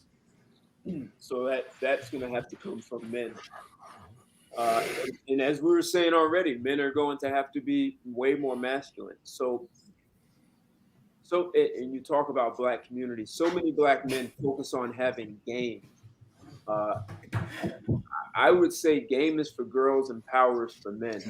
So men that have power do not engage in a woman looking for respect. They do not ask for it. So just think, when you go into a library, you know how to comport yourself. You don't go in there screaming and yelling and dancing all over the place. You know that there are rules of engagement when you go into a library. A woman knows when she meets a man with power. It doesn't necessarily mean he has a lot of money. He could be a blue-collar worker, and she will know how to comport himself. And so until men understand that, women will keep running. There's another thing, and I asked the woman, how does a woman be an asset to a man? And I didn't answer that. And she talked about gold diggers. So you're only seen as a gold digger if you have nothing to offer and you have your hand out. That's when you're a gold digger. So I talked about all these compatibility and sort of family values that can make people compatible. That's why arranged marriages work so well, because the families actually come together to see if the families are compatible and they have the same kind of values. That's why it will last longer. But one of the things that is not discussed often in general in the Black community is that a woman's network, her network determines the kind of man she can attract and keep. So as Ingram was saying, you know, dirty water puts out a fire. So you may be a really hot looking woman, but when we find out that you have nothing else to offer beyond your looks, yeah, we're calling Uber for you. So a woman who has a network, and there are men who pay what do you call them? Matchmakers. There are men who pay matchmakers tens of thousands of dollars, sometimes more than $100,000, to find them a woman because they are looking for something specific. They're looking for a woman who moves in small circles at a certain socioeconomic class, and they're looking for women who can, because of her family's network and who they know, can open doors for them and make life a lot easier. So if women wanted to be an asset to a man, she would. I liken it to this. It's analogous. I once heard a woman say, as soon as a boy hits high school, he should start saving for his wife's engagement ring. Mm-hmm. As soon as a girl hits high school, she needs to be thinking about the network she's developing so that she can open doors for the man that she wants to marry her. Mm-hmm. Because if you can't open doors while your man is out working, whether he's starting a business, working in a company, he's got his sleeves rolled up and he's making money. And if you can't open doors where, if he's got a business, and I watch women do this, they are soccer moms, stay-at-home moms, and they network with the other mothers and find out which woman is married to a successful guy. What that means, she has to clearly understand what her husband does so that she can say, yep, you're married to the right guy. Come over. I'm going to be a great hostess, cook a great dinner. Our husbands are going to go smoke cigars, and my husband's going to close the deal, and my lifestyle, quality of life is going to increase because we are a team. Right. The women who do not understand that are not worth the guy who makes $100,000 or more, because you are not an asset. You're only there to take off the table about what you get and what's owed to you. Right. And as you said, Kosher, sex is mutual. So if you're looking at sex as a bargaining tool, you're a prostitute. Especially if he making her toes curl like that witch on the Wizard of Oz. But I'm doing all the work. But listen, you know, I had the band old Goofy Simp that was on the page called African Diaspora, and this Goofy Simp said that you know, call us old fools that we need game. Why should men use game for most modern women? It's a waste of time. Why would I exercise game on most modern women when I can go to Sorrel's country in Haiti, when I can go to Africa, when I can go to Brazil or wherever? Why would a man exercise game? Because, you know, you got these trolls to come in, you know, I had to blame that goofy clown. But that goofy clown said that us old fools gotta use game. And I believe that these PUAs, guys, is actually contributing to the fairy princess culture as well.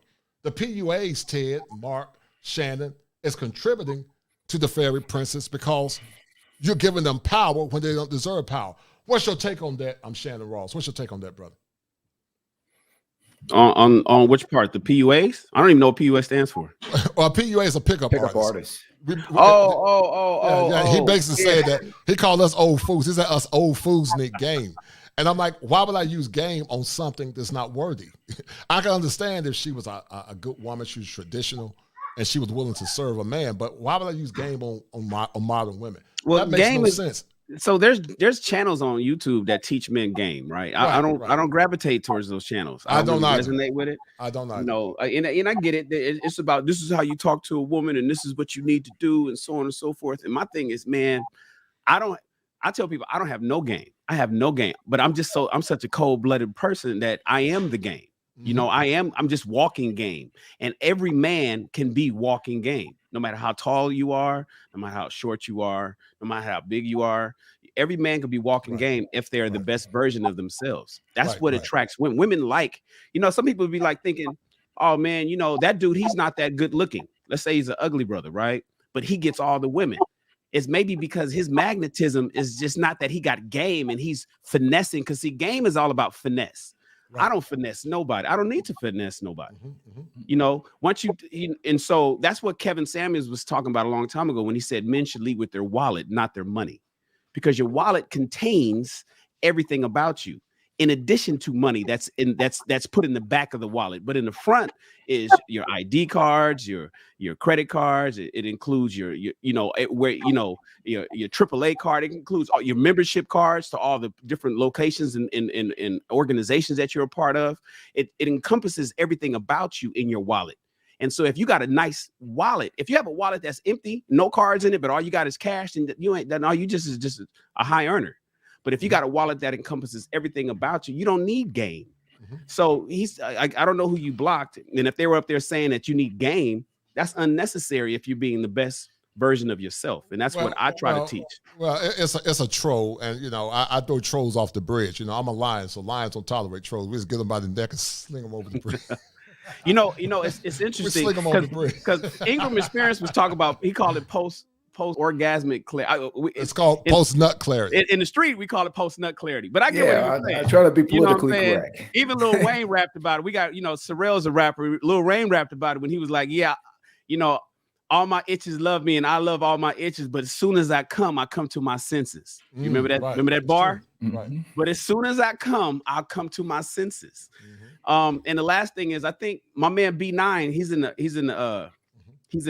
the artist. You put up something that on the screen that B9 had said. Shout out to B9. I think he's a member of Alpha Phi Alpha. So shout out to my man B9.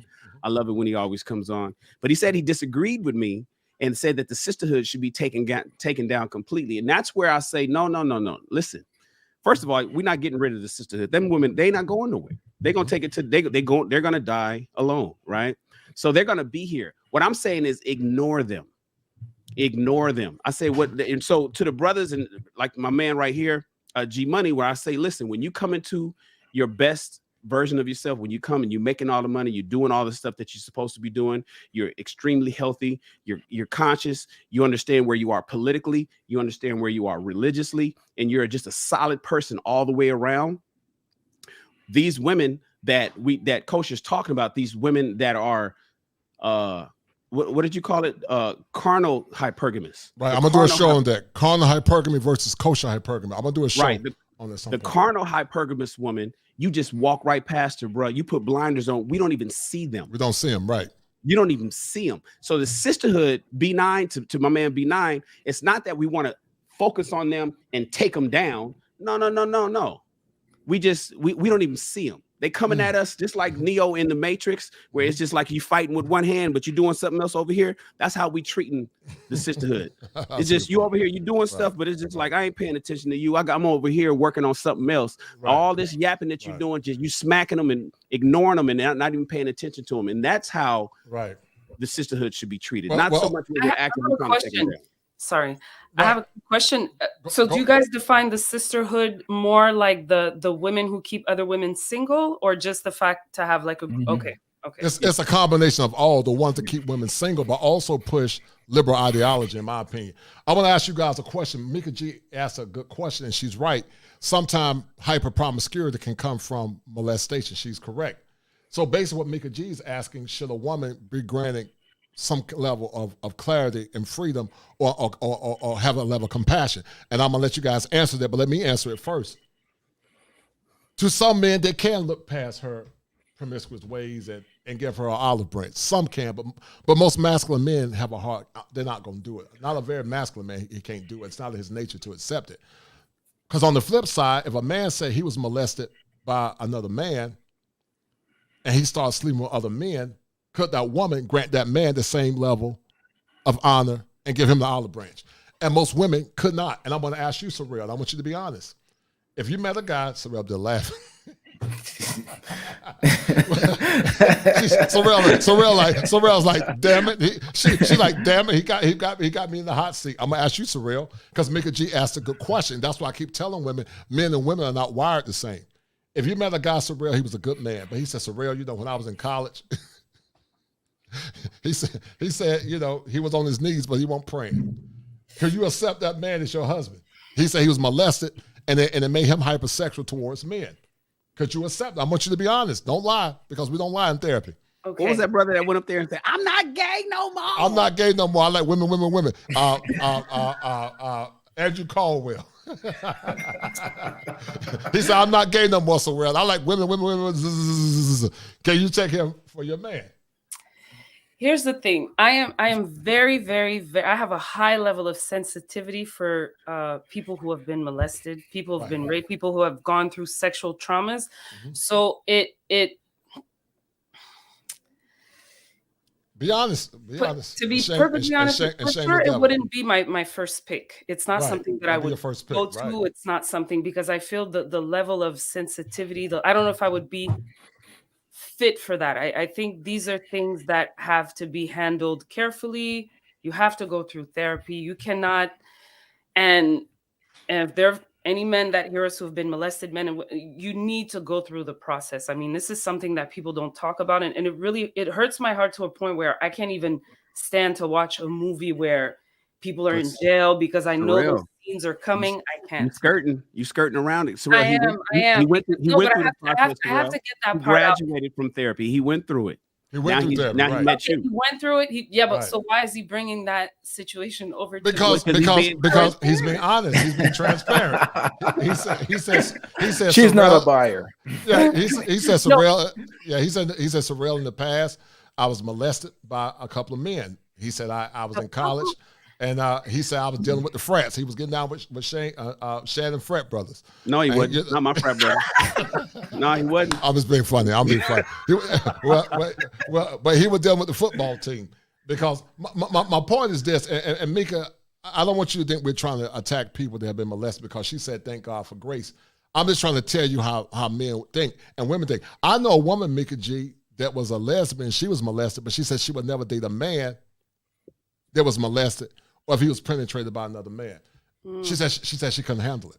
And so it's a very complex topic. I'm just saying that there are some men that can accept it, but most masculine men, they're not going to accept it. Yeah. You see Sorrel over here tap dancing. I'm struggling. No, because here's the thing. It's not, put it this way. You see how this generation today, I'm looking at them and they're like, anything goes. It's like they have all these different types of relationships that are forming, all these, it's fine, you can do this, you can get into this with this one. That. It's not my thing. My thing is simple and traditional. That's what I want. So ideally I would say no. But I mean, there's exceptions to the rule, but it depends on how it's brought forth. If I'm already in love with the man and all of a sudden I'm already with him, we're already together, I'm already in love, and then he drops the bomb on me, I'm not going to just get up and leave because we were already together. Okay, you know okay. I mean? But suppose when y'all go out into town and your girls come up and you say, "Yo, Sorrel, that's you?" They say, that's you? You're like, what do you mean? You speaking French. You speaking in French. You said, "Who's that valese?" And they say, I don't know what the hell I said, but they said, "Sorrel, is that you?" You're like, "What do you mean that's me?" Girl, I remember back in the past, he used to sleep with men. Well, here's the thing. When you're already in love with someone, you're already committed to someone, our problems become, I'm in love. I vetted that man, hopefully, right? As much as I could. We're going to have an issue. We're going to have to talk about it. It's not my ideal pick, but once you're already involved, it's a different situation. You deal with it as you go, and you pray that you have enough in your heart to keep it going. If it's something that I know right off the bat, there are certain things that I choose not to associate myself with because it becomes complicated. And I don't think that I'm fit to handle that situation properly with someone who needs a certain level of care. Mm-hmm. Those situations are very complex. And I don't want to discriminate anyone because again, it's something I'm sensitive to, but right.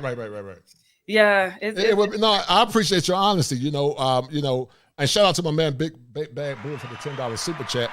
But I want to ask G Money, are you going to be singing that song, "I Got Nothing But Love for You, Baby"? Do you think a woman can be redeemed if she was molested and she was very promiscuous? Could you accept her for your wife, or you have a hard time dealing with that? I want to ask all the guys this, to the guys as well. I can tell you right now, what she's not saying is hell no, run. At the end of the day, you're talking about marriage is a business, marriage is a life partnership. You're putting a huge, tremendous risk in your future You don't need these problems at the house. Life itself is stressful enough. Jobs are stressful. Right. Taking care of kids is stressful. You don't need going. It's like hitting the road with a car with engine problems. You're going to, at some point in time, take a risk that thing is going to break down. So the answer is hell no. I understand it's politically correct to say the right thing, but the reality that nobody takes care of you like you. No, I agree with you. I agree. I think you're right. Marriage is hard enough coming in with no issues. But it's going to take because you don't know if they might get tempted to go back to that. They might not, but who's to say they're strong enough? And so, my brain can't handle it, man. I don't think I can handle it. I understand and get it, and I want to be sensitive because a person can't help that they were victimized. But Ted, how about you? And then, actually, Ted and then Shannon and then G Money. Would you date a woman that was victimized and made her promiscuous? Would you make her your wife? So just the fact that a woman was victimized is going to create certain behaviors that you don't want to deal with as a man. So she may blame herself and be angry at men and want to get back at men. So she may not even want to directly put that on you, except she's going to do it. And so that's the first problem. The second is if she's promiscuous, then that creates a whole nother level of emotional instability. And you don't want to marry a woman like that. And the third part is you look at the biological and they call microchimerism. Right. The DNA from those other men are still in her, and that there's just too much science to support that's a bad idea and a risk. But just the emotional trauma that women have not been taught about their bodies and their brains, and they believe that they can just sleep around with a lot of different guys and they're okay. And as they slowly become more emotionally unstable, they think that behavior is normal, and they tend to have friends who are like them who engage in the same behavior. So yeah, it's a bad deal. I think someone, I don't remember who, said that a woman will actually help you lose all your success, and she won't realize that she's doing it. She'll just be a disaster. She'll be an absolute liability. So the answer is no. Mm-hmm. How about you, Shannon? Would you take one for the team, man? No. She said. Stop. You can stop. You ain't got to explain. You ain't got to even tell the story. No. The answer is no. Tell us why. Tell us why. Because of Shannon. So, and I understand why Sorrel was even. It was tough for her to answer because, like most women, women don't have the options that men do. It's just the reality of it. It's nothing. I'm not here to create stats. I'm not here. I'm just a reporter, right? I'm just reporting the news. And so for a lot of women, they're like, yo, well, you know what? Maybe they have to think about it because they're looking at the dating streets and saying, damn, it's real. The pickings is slim out here for them. And so there's a few things that some women, and not Sorrel necessarily, but some women, in fact, many women have to just accept and say, damn, you okay? So you was gay in college, but now you went through therapy, you got everything better, and then I fell in love with you, and you seem to be everything I like, and damn, it ain't like I'm gonna find another one like you. Okay, women can look over past that stuff, especially when that's a good point. Especially when women, the tenets of what they're looking for in a man isn't necessarily his sexuality. It's more so his provision, his protection, his problem solving, and his procreation. Now, when it comes to men, on the other hand, when we have the pickings is plentiful, right? Especially when you get in your 40s, you tend to tick off all the check boxes that women want. You start saying, well, why on earth would I do that? Why would I take that used car? Why would I take that used car when I have the ability to go purchase a few brand new ones? Right. And so for a Shannon, no, I'm not doing that. Here's the thing, though. There's many Pookie need love too. Mm-hmm. Pookie and Ray Ray and what you call a man needs love too. Man may take that woman. Now, that may not be that woman's necessarily first choice, and that's where Kevin Samuels comes in. Why are y'all looking past a lot of these brothers, looking up here for a kosher clinician? Why are you looking for an Ingram experience? Why are you looking for a G Money and a Shannon Rawls? Why are you looking for those men passing up all these other brothers over here because you think that you're something that you're not? You are the woman with the high body count or the mental problems. You need to go ahead and accept Pookie, that since he's trying to holler at you and he's not saying it right, or he's not driving the right kind of car that you like, go ahead and holler at that brother, because that's the best you're gonna get. You're average at best. Right. I see your point. I want to ask Mika a question, and Mika, put your answer in the chat to come up. And I love you, Mika, and I love your honesty. But I ask you a question, Mika. Would you accept a man that was molested by men? He said, he don't like men's no more. He's delivered with a T on it. And would you take that man for your husband? I want to ask you that question. Because I do this, guy, because women are not wired. It's called the penetration principle. They're not wired to think of their men being penetrated by other men, but it's a reverse dynamic for the man as well. He struggles with the thought of another man entering his woman. Masculine men do. Some guys, I don't care, I look, no, damn that. I'm very territorial. And I understand people got a pass. I get that. But if I love you, you got to understand what us Leo men give their women the best. We put you on the pedestal. We're going to give you the world if we love you. And I know, and some men don't believe we should pedestalize women. But my point is, if you're in my pride, you're going to get taken well care of. You ain't got to worry about nothing. As long as you honor me and respect me as a man, I might even wash your hair from time to time. but in general, it's a relative left. But in general, we're going to treat our women well. And so when a man finds out he's been lied to or violated, it does something to his head, because most masculine men can't handle it. That's why most men don't ask. And so I would ask Mika, and Mika, I want you to answer the question. Or you can pop in if you want to. Would you deal with a man that said he was molested and he started sleeping with other men? Because most women won't do the same thing they expect a man to do for them. They might say, well, it's different. It might be a different gender, but the principle remains the same. It's a penetration principle. And most men, they can't handle it. Also, I want to ask, because are we talking just a man who's been molested, let's say in his childhood, it's something that happened, or he's been molested and he's sleeping with other men? Like, that's different.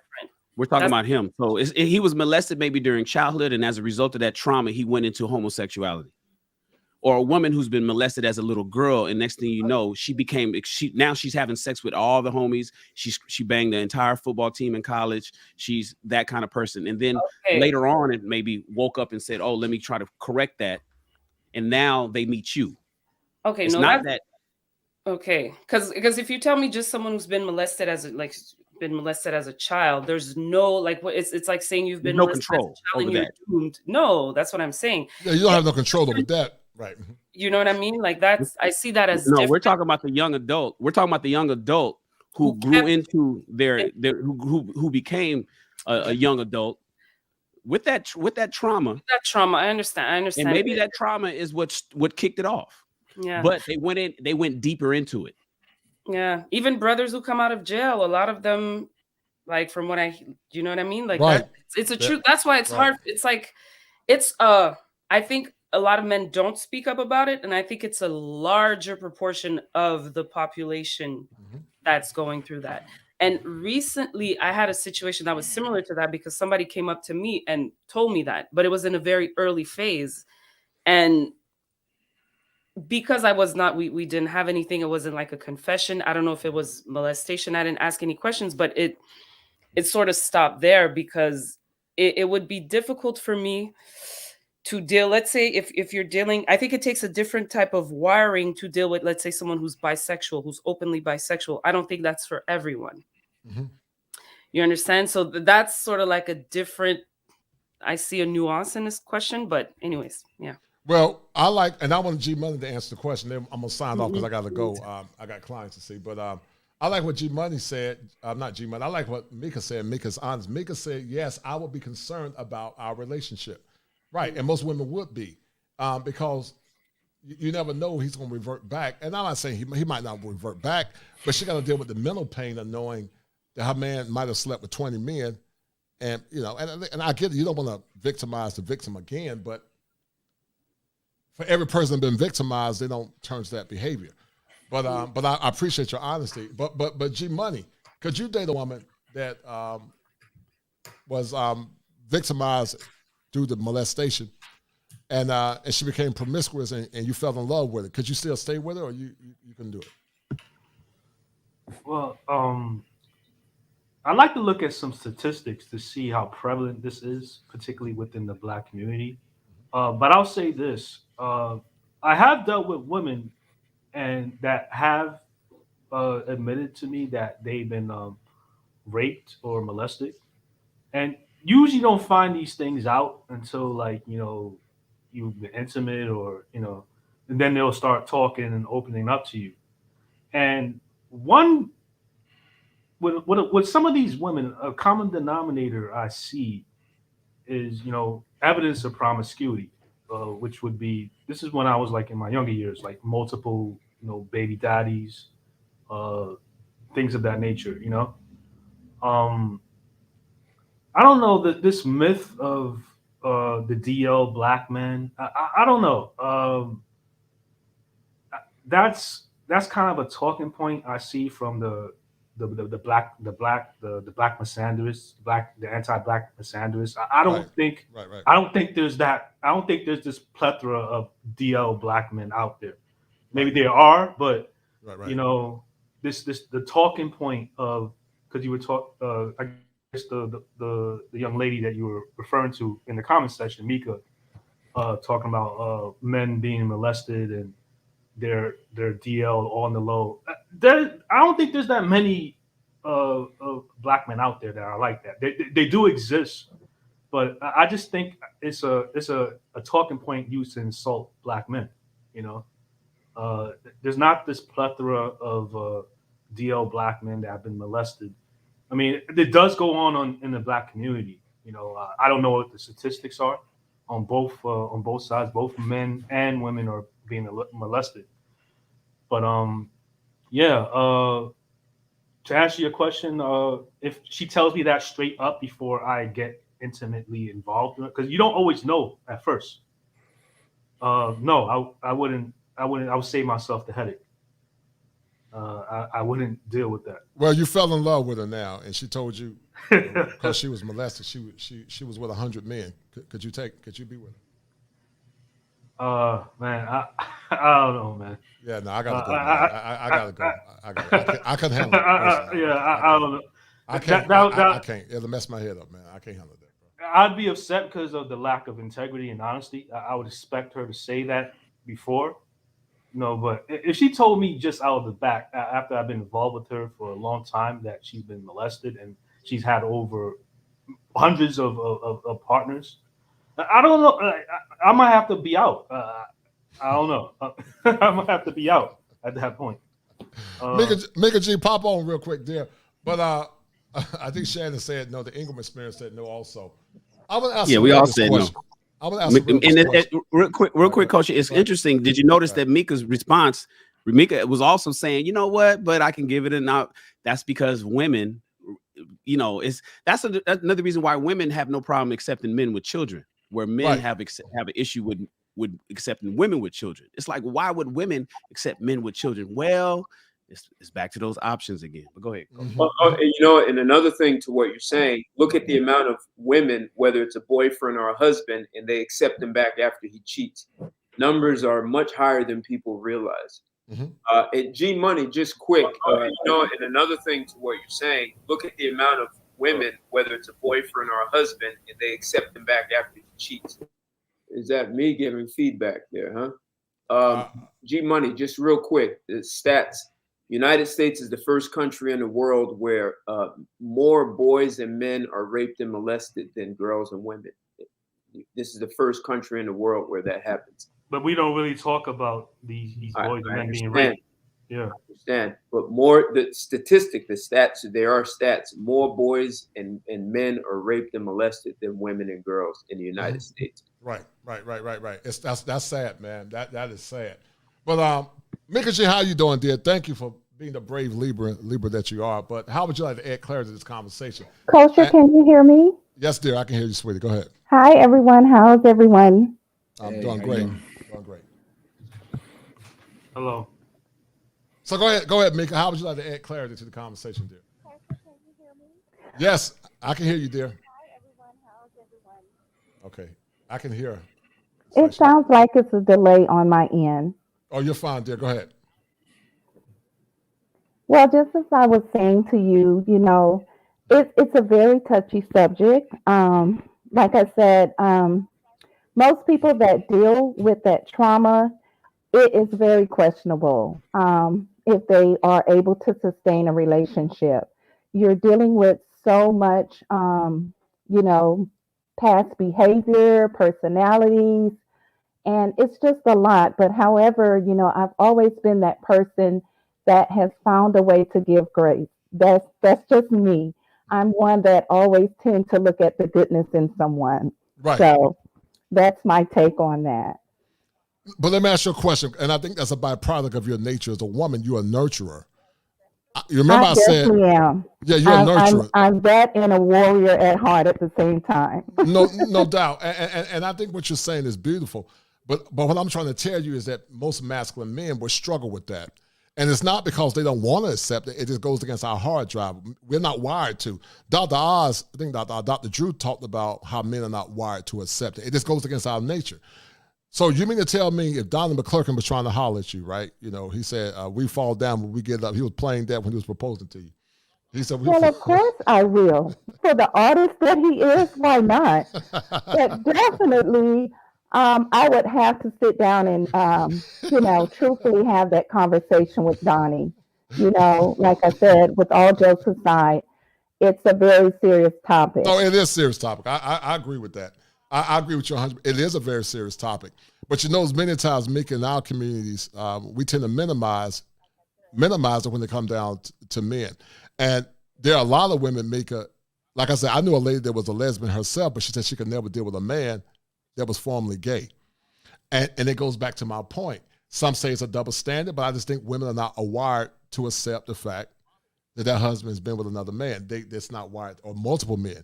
Most women are not wired to accept it. No more than most men are not wired to accept that many men have had their woman. We're not wired to accept it. Can some guys get by it? Yeah. But I think the more masculine the man is, the harder it is for him to get by it, in my opinion. Absolutely. I agree with you. Right. Have you ever cammed up, Mika G? I've never seen your pretty face. I just keep seeing the avatar, man. I've cammed up before. Okay. Well, I've cammed up with you. I think it was last month sometime. Okay, well, I love you, Mika G. I love your input. What are you getting from this conversation about the fairy princess? And then I'm going to ask you a question. You and Sorrel, you guys are women. How do we stop the fairy princess complex? And I got to get out of here in about 20 minutes. I got to go. But to you, since you are a lady, how do we stop the fairy princess? All right, you all. You have a fantastic afternoon. I'm going to go ahead and sign off. And No. I had a wonderful time sharing. No, I want to ask you the question before you sign off real quick. Yes. How do we stop the fairy princess? And what did you get from this conversation, real quick? I'm sorry, I'm getting feedback on my end. Please excuse me. I will go back in the chat and answer your question if I may. Okay, dear. All right, thank you, ma'am. All right. Okay, thank you. All right, bye-bye. Asking Sorrel, I'm going to ask Sorrel since she's the only warrior princess. She, Queen Nzinga. Sorrel is Queen Nzinga. But Queen Nzinga, how do we stop the fairy princess complex? And what have you gotten from this conversation? How do we stop it? I think for sure education, when you catch it early enough, like the parents. I remember very when I first had my daughter, and when me and her father were still together, I remember she was very little. She was like one of the first children of the family. So it was like people were calling her princess, and he put an end to that right away. He was like, I don't want her to grow up with the idea that she is a princess. Mm-hmm. She can be my princess, her mother, but not everybody's going to start calling her princess. I don't want her to develop those characteristics. Right. So I think when you catch them early enough, and even to this day, I have conversations with my daughter where I have to bring her back because she's also of that generation of selfie and filters, and she jokes around a lot. And I know she means no harm, but I still have to keep that in check. Mm-hmm. But there are also levels. Once you reach a certain level and it's part of your personality, it's ingrained, it is who you are, I would just leave it alone. I would just, because it's so problematic. This requires therapy, taking accountability. I wouldn't try to go in and trying to save somebody who's in that mode. I would just let them be, unless they're willing to work on themselves, because there's two, especially for men. And I'm saying this same way I would tell my son. There's so many other options of beautiful single women that are out there that are ready to work with you, that can bring true value to the table. Why would you waste your time with like a case that's going to turn into a headache and just jeopardize everything that you're working towards? So, No, I agree with you 100%. I agree with you 180% about that. But what'd you get from the show, real quick, in less than 2 minutes, and I'm gonna do around a psychic soul train, and then we're gonna end this stream. Shannon, thank you for coming in, brother. I have not forgot the Gen X Nexus. We're gonna do a show called the Gen X Nexus. I want you on. I want Sorrell on. I want Ingram on. I want Ted. Well, Ted, you don't qualify. You're a boomer, man. You're a hybrid. But I don't know. I'm gonna bring you on too, Ted. Technically, I'm not a boomer. Technically, I know people might think that, but I'm really not. So you Gen Xer? I'm not. So what are you? An anomaly? No, we technically have no category, because baby boomer means that the birth rates were going up. So from World War II up until 1959, birth rates went up. 1960, the pill came out and the birth rates went down. So that's no longer a boom. And by 1965 is when the birth rates start going back. So I'm in this dead zone. I'm in the twilight zone. I'm in a zone which they never knew where to put us, and that's the best place for me to be. Well, if you born before 64 is when the boomers ended. No, it's technically baby boom is when the birth rates are up. No, but I got that. I got that based on the concept of the term, but the generation ended in 64. No, the first they tried to say if you were born in 1960 to 1980, that was Gen X. And then they said no. And then they said they didn't know where to put those people born between 1960 and 1964. You better accept that. Stop running from that. You a boomer. I'm not. You running from it. You don't want to be. You don't want to be a boomer. You go ahead and take. Go ahead and accept it. You born. I was part of. He don't want to accept it, coach. He's like, nah, I don't want to be with them old motherfuckers. I don't want to be there, coach. Don't make me go. Ted got a schema affliction. Ted got a schema affliction. No. Technically, it's nowhere, man. Because you can't be a boom. A baby boom is population increase. It was a population decrease. Because of the pill, it wiped it out. That's why 1959 is the end of the baby boom, because of the pill. All right. We accept your denial. We got it. Real quick. I'm a man with no country. So Rel, I think you answered the question, but what did you get out of the show, real quick? We're actually starting with Shannon. What did you get out of the show in less than 2 minutes? Then Sorrell, then Ingram, then B Money, and Ted, and we're gonna sign off. This has been a great show. But I got to get out of here because I got to eat. And I got some clients. If you have not donated, guys, please donate to the channel. But this has been a fire show. But starting with Shannon, thank you for popping in. What did you get from the show, brother? Oh, well, I got from the show that we need to crystallize this princess mentality. Even though I know we're talking about the rise of the female narcissist, right? And we didn't really touch on that. But in terms of this princess, princessing of women these days. And it's the solution-based part of it, which is, in my personal opinion, is to have the older women talk to the younger women. I don't know if that's going to happen. I don't know if that's going to happen. But what I got out of it is the ideas and the thoughts and the premises on what's happening to the princessing of the young women that's making them feel entitled and making them feel the way they feel these days. I just hope that these same women are looking at the outcomes of the women who tried it before them and realize it's not working out. Mm-hmm. Excellent. Sorrell, what'd you get from this conversation, dear? I got that men are tired of this type of behavior. They're sick of it. I'm also happy to hear it because I think women are also sick of the princesses, and it's time for a change. So I'm always happy to join in these conversations and just talk with respect, challenging questions, but that always help us grow. It always makes me think, reflect, talk about me, listen to others. So definitely a good conversation as always. Well, listen, we were in the fire zone. I love your maturity. You're very mature. Sometimes these conversations, can cause women for the hair to stand up on their back, but Leos are very honest, just like you. We're brutally honest, and I don't believe in lying. I'm honest, and so thank you, dear, for your maturity as a woman, and thank you for your ability to finesse and understand. So I love you, and let me know about that Haitian song because I want to use it as an intro. I love that Haitian swag is dope. I love it, man. I be getting jacked up when I be listening to that song. What's the name of the title of that song? That track called? Grenadier à la zoo. So it's like a mixture of French and Creole. Grenadier à la zoo. Yeah, I be getting crunk every time she say it. She be getting me crunk, man. Ingram, what did you get from the show, real quick, brother? You're on mute. Oh, I'm sorry. You got, can you hear me now? All right. I think what we get is that there's a drastic need for some level of masculinity in the home in terms of traditions and things that we had. We may need to grab some of our traditions from Africa in terms of men. And we have to have these men in the home to educate women to lead, because the reality of life is that for relationships to survive, we have to understand that there's a dramatic difference between men and women.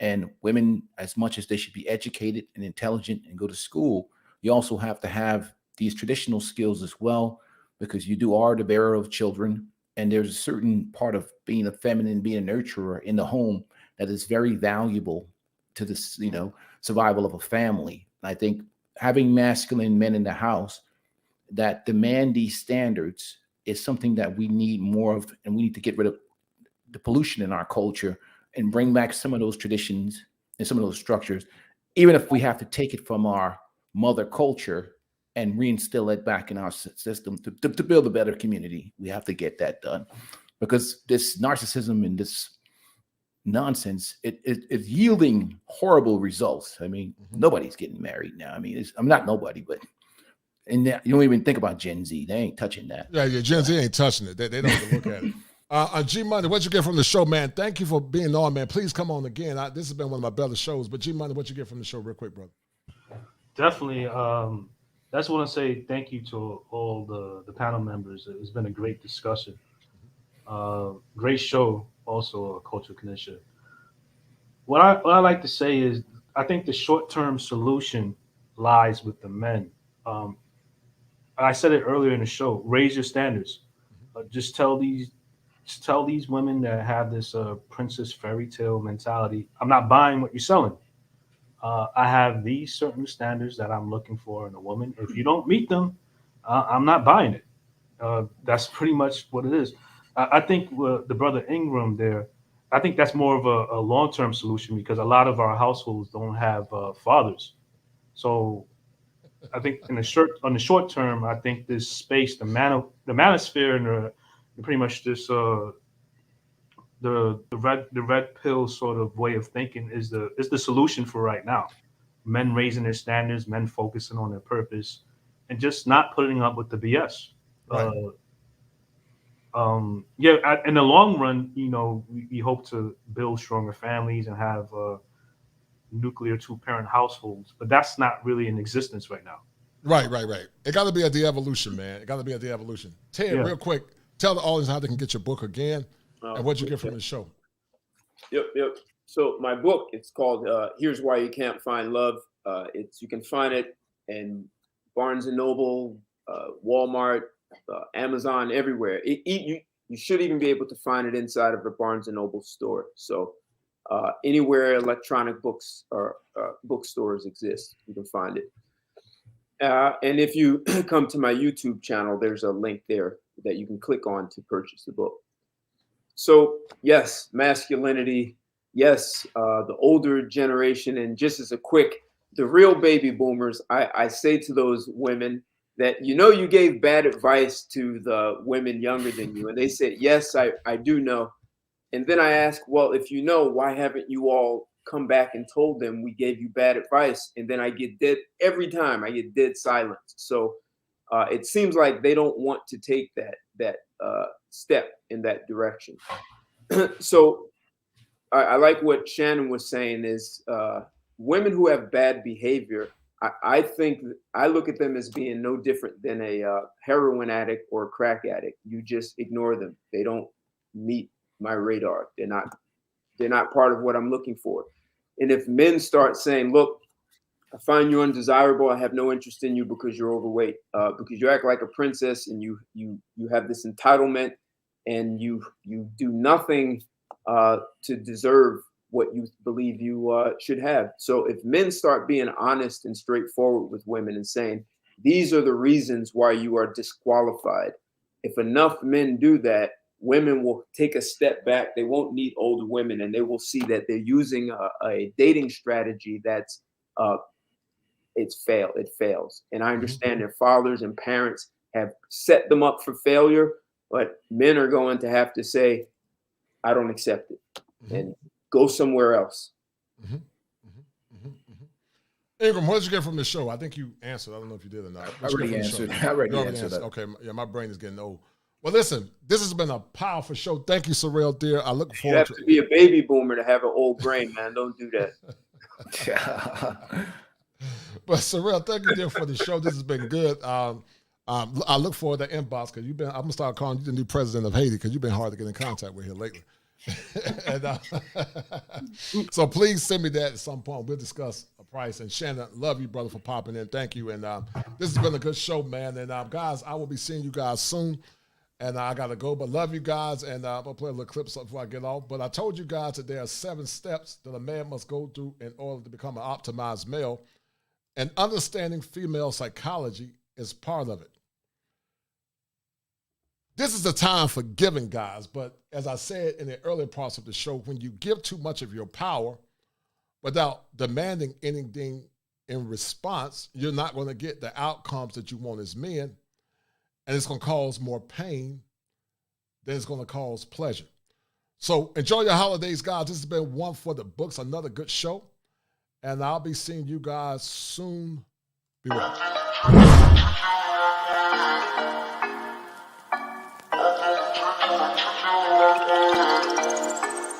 4 in the morning, you got me up all cause you need to talk. To 4 in the evening, wanna break up, say that you've had enough.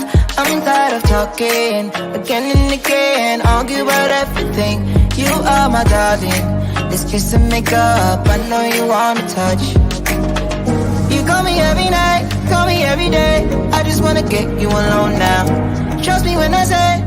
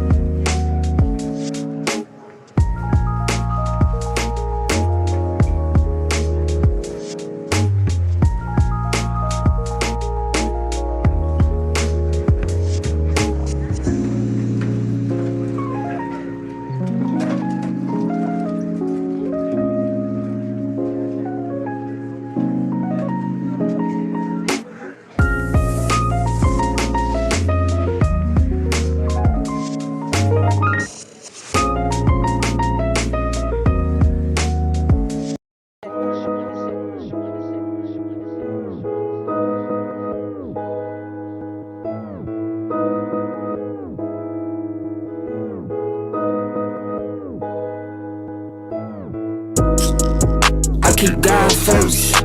I see evil, when I converse. Not today, say. This how God works. Play my position, what is given with no concerns. Go. Set it off. Top of the morning, I'm gonna set it off. You living boring, I'm gonna set it off. Shooting them scoring, I'm gonna set it off. Like soldiers torn, I'm gonna set it off. Son of God, no, I am not son of man. Blessings keep falling, the fingers keep coming in. I got you, but just know I'm texting like Uncle Sam. Left to the bank, you know that I'm coming in. We don't do it for the bands though, we don't do it for the clout. Legacy on the line, so I'm I'm moving in and out. Seen good ones turn top dog, greedy ones get knocked off. I keep looking at the bench like I could never not ball. Coach keep me in the game, Curry deadly with the range. I keep looking in the mirror like, who is he? I'm insane. Who am I? He insane. Guess I ain't the one to blame. What's done is done, won't change. Time to live up to my name. Real will be real, fake gon' fall. Took time with this here, I'm made for a while. No sleep in the while, I won't fall. No sleep in the while, I won't it out. I keep God first. I see evil, when I converse. Now today say, this how God works. Play my position, what is given with no concerns. Go, go, go, go. Set it off. Top of the morning, I'm gonna set it off. You living boring, I'm gonna set it off. Shooting, I'm scoring, I'm gonna set it off. Like soldiers torn, I'm gonna set it off. Told my baby, meet me at the bank. Told my mama, I'ma break the trend. Locked in, I'ma change the weight. Working for my baby's kids. Hard times couldn't make the rent. Working hard couldn't save a cent. Lonely nights, just me and God. Swear to him, always made the ends. Grab a paper, see the news. Hate coming by the tools. Walk a mile in my shoes. Something you can never do. Got my back against the wall. Bet I always pull through. Who are you? Who are you? Who are you? Who are you? Sending shots, I block 'em. Superman with the moves. Rock 'em, sock 'em, drop, pop 'em. Play to win, never lose. Run it up, I top 'em. Play full belly too. I hip hop or pop 'em. Anything I could do. The real won't be real, fake gon' fall. Took time with this here, I made for a while. No sleep in the while, I won't fall. No sleep in the while, I won't it out. I keep God first. I see evil, when I converse. Now today say, this how God works. Play my position, what is given with no concerns. Go, go, go, go. Set it off. Top of the morning, I'm gonna set it off. You living boring, I'm gonna set it off. Shooting, I'm scoring, I'm gonna set it off. Like soldiers torn, I'm gonna set it off.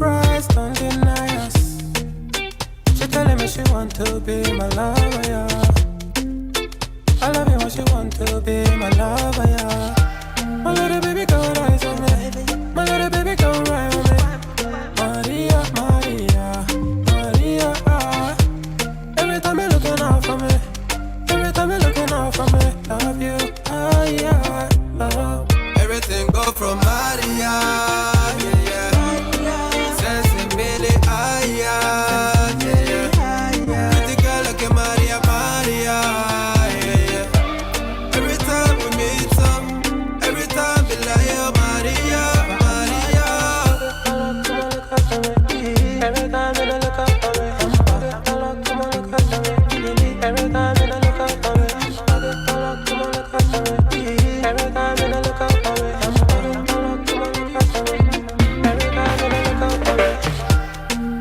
She no island girl, she from Kilimanjaro, Kiliman, oh. Nah, she no island girl, she from Kilimanjaro,